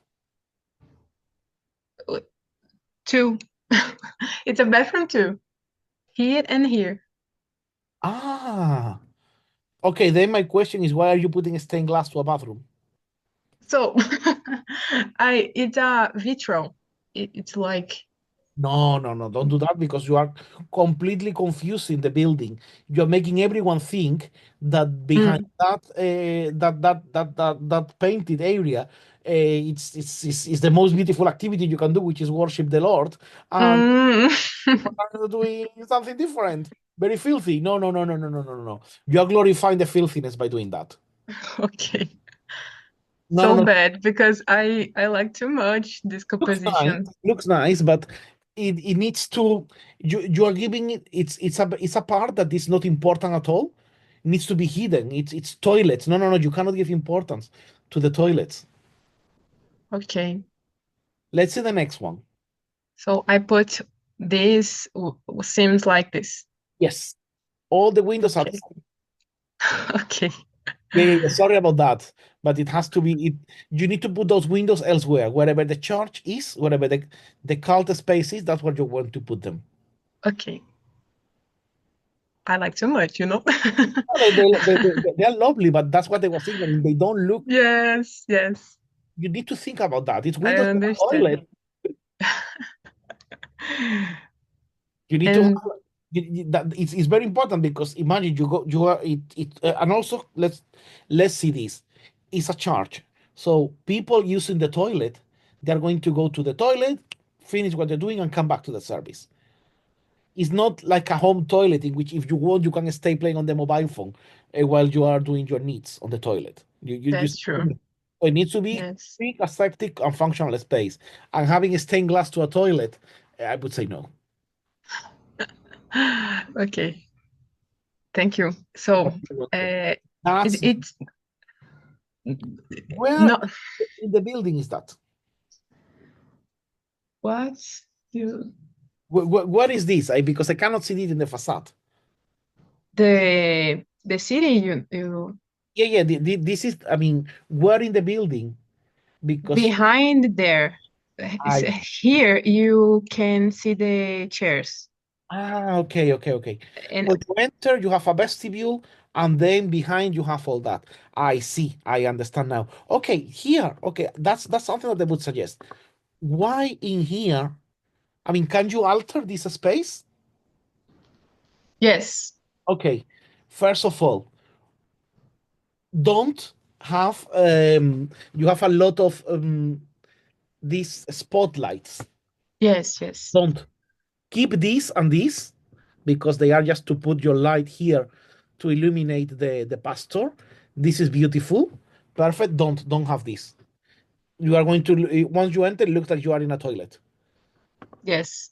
So that is no. Let's talk about what we're going to do with them, but let's keep thinking.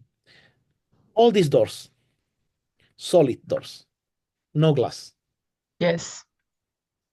Okay. These windows, do you want to have them so narrow, or can you make them wider? So narrow. I don't know what is this. Estrecho. Do you know estrecho in Spanish? Yes. Yeah. Yes. Do you want the windows to be largas or estrecho? Okay. I want to be strict. Okay. So then why don't you have these windows all the height? Double height, beautiful windows. And the arch is half round. Not the segmented arch, just do half round arches. This will be Nice. very beautiful because it will be very tall. A lot of light will enter, and they will be very beautiful. Now, is this timber? Is this timber? What's this? Timber. Madera. Leño. Yes, it's timber. If you want to do this, you need to. This is called paneling. So it needs the paneling. Remember we have been talking about the classical architecture. Yes. You remember when we were talking about the pedestal? Yes. So the pedestal, the paneling needs to act as a pedestal for your building. So this needs to have. I'm going to draw it here in bigger in blue. So your paneling needs to have a skirting, needs to have the paneling, and then it needs to have a dado. So your paneling needs to look something like this, and then your skirting will have something like this. This can be bought on any carpenter will do it. So this will be a skirting that will look something like this, and then you will have the paneling, and then you will have your dado, which will look like this. And then these will be the base of all your windows. Okay. Windows are not floating there, they're sitting in there in a very beautiful thing. Now, all the windows and all the doors need to have a surround. Nice. Okay. You need to add all that. That will be done in timber. It's very cheap to do, and automatically you're adding more beautiful layers to all this. So you're adding all your architraves around and door surrounds around the windows. Okay. So now we have said that and you need to add a cornice around. So you need to add a cornisa Yes. around, very beautiful. Now, what here? I mean, because I don't know, because obviously I'm Catholic, and what they put there is a massive altar piece with a lot of things. Yes. What do you have here? Is it just a cross or just nothing? So do you have a cross in here, or is it just an area kept in green? No, with that cross. Without, no cross. Yes, no cross. Okay, perfect. So let's remove the cross, and then obviously you have here two beautiful inscriptions. And again, I would frame this with a surround so that when people come, they can see them, and you are giving the importance to the scriptures that they need. See, your other layers automatically is getting more and more complex. So now the cornice here will move because this looks projecting up. And then all of a sudden you have your paneling, and then this projects, and then you're creating a little bit of an attention focus in here. And Yes. then your cornice. Now, ways of achieving the lighting. The lighting is very important. So you can have, the projection, you need to keep them because obviously they're going to illuminate the pastor, so those needs to stay. I would recommend you to paint them in a color to match the ceiling, pure white. Don't get the black ones. Now, you can get, I'm going to pink, orange. You can get pendant lights Okay. coming Nice. down. They can be as simple as the glass ball, but not very complex, because you might feel very tempted to put like arañas, like big chandeliers, but those are domestics, and you are in a space that is much bigger than any living room. So Nice. Yes. they need to be simple so that they Okay. don't disturb you. So I'm putting this one, but they're very beautiful ones. Just with there. Why I'm putting this? Because you have your stained glass, you have your inscription, so these lights are just functional and giving you a light. So I would put these ones here, and then if you can, I would have your ceiling doing something like this in section. So the green part is higher than the other part, and then in between here, in this space, in this rectangle, you leave a little bit of a recess. I'm going to draw it here. Your detail will be something like this. So let me just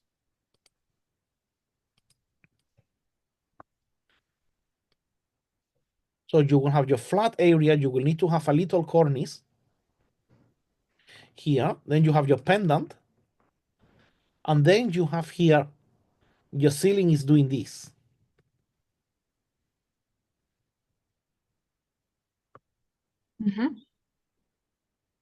Nice. And when you do this, you can decide as well if you want to do actually this. You could also, if you had the space, you could also do this. And then you do two of them. And if you do this, then you have your lighting in here. Oops, close the WhatsApp, please. Yes, I take a screenshot. I know. You have your lighting here. And then in here, this detail, we make it look something like this. So you have your flat part, then you have a little bit of a growth, then you have here like a recess that this is something that they sell off the shelf for you to do. And then you have the ceiling here. That way, and then you have your cornice here. This way, by doing this, you have a beautiful indirect lighting, which you can combine with the pendants if you want to. So that's something. This is totally up to you, but you can perfectly do that. Perfect. And then you can get like two moods of lighting. No, you can get a Yes. more reflective mood if people just go on their own to pray, or on a more cheerful mood if they for a baptism, for a wedding, if you want to have a very nice mood. And then depending on the liturgical period, you may want to have a bit more toned down lighting, or this more brighty lighting. So this giving you a lot of different possibilities at a very minimal cost. Yes. Perfect. Very, very good. If you compare what you had at the beginning with what we have achieved now, with very minimal changes, you can achieve a lot of improvements. Yes, for sure. And we're just talking about plaster, about painting. It's not a big expense of materials. We were talking a moment ago about that. No, there is not such a thing as a. I mean, we have if you show this to the pastor, I think, oh, this design is very expensive. No, it's exactly the same that you have shown, but with the materials, it's in a different way. Yes, So for it's sure. very important as well to keep that in mind, that a good design doesn't mean an expensive design, and an expensive design doesn't mean that it's a good design. Yes, So you always keep that in mind, that just because you have a limited budget, that doesn't mean that your design has to be ugly. for sure. Thank you so much. You're very welcome.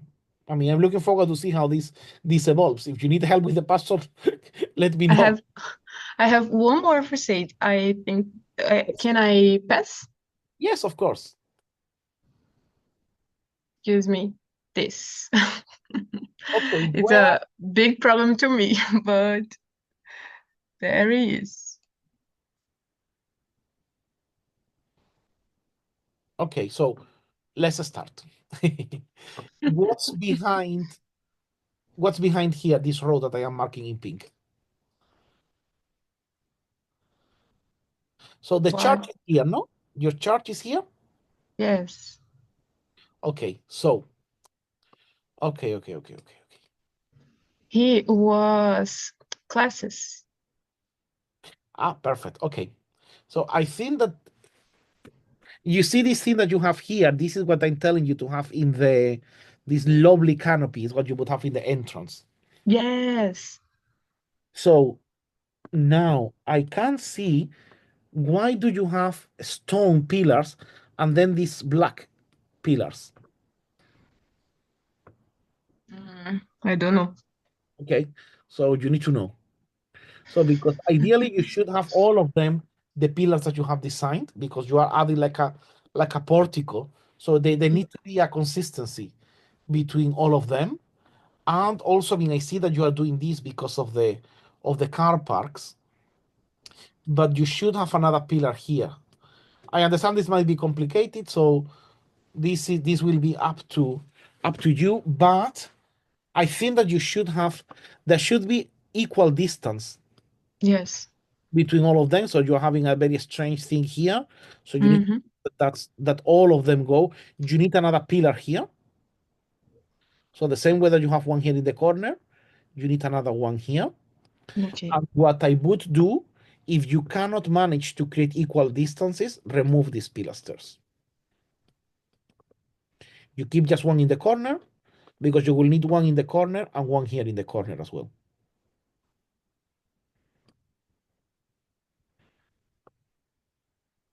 Okay. And So then, without these pillars? yeah, remove the pillars. Okay. Because I think that it will be very difficult for you to put more pillars here at ground, because those pillars. Yes. But they are. The floor plan limitations. So then I would say remove the pilasters, because then Okay. it will allow you to have a much more flexible Yes, nice. of opening. Well, in here, it looks like you can have all that there is a pillar in here, a pillar in here. So well, Yes. this you can keep them. And then, yeah, I mean, I would keep the same. So these ones you have added a minimal capital. I would say I would refine a bit more the capital to do something like this, no, as the Tuscan capital, to have something looking like this. So this in here. Okay. Always remember to add a base, which can be just as simple as this. Again, check the Tuscan order. Okay. And then again here, this can be a very basic molding, which is the one that is running all across, and can be as simple as this. And then you shouldn't, but you can repeat the same details above and below for easiness. Or you can design your lower one as something like this. So you just have your pillars. Then you have your first row of entablature. And then you have your pedestals with a balustrade. And then on top, you have your column. And this balustrade, you know that you have a regulation, probably in Brazil as well, that you cannot have more than 10 centimeters in between the railings. This is going to make this regulation is going to make your balustrade super, super thick. If your balustrade looks too thick and busy, put a railing like this. Okay. So if it is going to look very, very, very busy, don't go for that and put the railing. It will look nicer and cleaner. Okay. Okay. And here too. Yes. Yes. Yeah. Okay. So that's it. Thank you so much. Okay. I'm happy that you are finding it that I'm happy that it has. Thank you. You're very welcome. You think that seems with a church? Sorry? Seems with a church, this project, you think? Protestant church, you know? Yeah, I mean, there are details that goes up to me, but all churches must have like a dignity, and you're making a good attempt of adding to the church, but the devil is in the details, and you need to do a little bit more of refinement. Yes. And in the city, other case, the church was very ugly. The other church, you know. Yeah. And I'm trying. I'm trying. And you're trying well. I think that it's just the matter of understanding, because obviously the budget will be limited, and you are going to be working with a amount of money that is precious. So yes. you to be wise in how you're going to spend the money. Yes, for sure. But it's nice. It's an interesting design, and yeah, I mean, I would love to see how it progresses. Nice. Thank you so much, Professor. You're very welcome. It's a pleasure. And I need to I need this record. Don't worry, don't So worry. The it's- record will be available probably. I mean, we have 2 tiers of the recording. One will be available for the members of the group via link, and will be probably available at some point tomorrow morning. And then Okay. we have the uploads on YouTube. That is work in progress. Okay.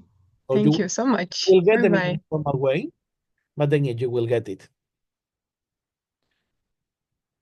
So I'm going to share now my screen to keep the reminder of everything, and also part of the reminder of the competition.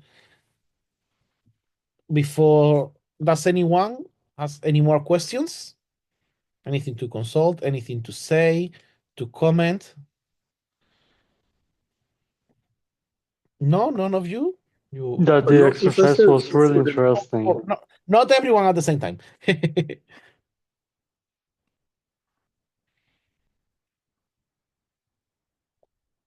Okay. So Brian, please. That I thought that the exercise was really interesting, and I had like a question to ask you, but that was a little bit like you just did with Marcelli. Okay. So, but I think that the meeting it's pretty long, so maybe for the next one with more time, because I don't want to bother you with more things for today at least. You can always ask us understand. through the group if you want during the next 2 weeks, so we have plenty of time to correct to discuss it. That So sounds good. put it on the group if you have questions, or contact me directly if you need a specific help on something. Perfect. Thank you, Pablo. You're very welcome. More questions, comments before all of you wanted to talk at the same time? No? No one is raising the hand? Okay. Well, it's been a pleasure to have all of you here. I hope that you have enjoyed. This is the dynamic that is going to be happening every 2 weeks from now on, and we want to encourage all of you to design, to bring things, to comment, to discuss them. So this is not. I don't want to do this only about me talking and answering questions. We want it to be a much more dynamic thing. I think probably we might be adding. I mean, we didn't want to add any exercise or anything at the moment. Those from the previous session. That we had some exercises because we wanted to encourage all of you to present to the competition in Belfast and the competition at La Table Ronde. So that's going to be our encouragement to that. There will be a competition in Oslo, and it's very likely that we will be encouraging you to present for Oslo, but we will probably gradually be inserting exercises for you to design, but we want the exercises to be more practical. We want all of you to design something buildable, something practical, either residential or multi-residential or something like that. I know that there are more competitions, more ideas coming on the pipeline. And one of the reasons why we want to use this platform is to encourage everyone who's coming and who's interested in this to present, to build up a portfolio in a CV by presenting on competitions, and also helping to solve all these little details that only after having drawn the same thing so many times, you realize that they happen. But next session will be 15th of February, and we will talk about the practical application of the orders, and then our typical panel discussion and progress of everyone. So Marcelli, I hope to see you here in 2 weeks, showing us how the church has evolved, and of course, all the rest of you to keep discussing about classical architecture. Oh, we have Thank you. See you. Thank you so much, Pablo. Thank you very much. See you soon. Thank you very much. Thank you so much. I hope that all of you. Bye. Thank you. Bye, Pablo. Bye. Bye, Ricardo. I'll see you next Thursday, and the rest of you I will see you on the 15th. Thank you, Paulo. See you. Thank you. See you. Bye. Good to see you, Fernando. Bye. Goodbye, Pablo. Bye. Goodbye. Thank you very much for attending, and see you soon.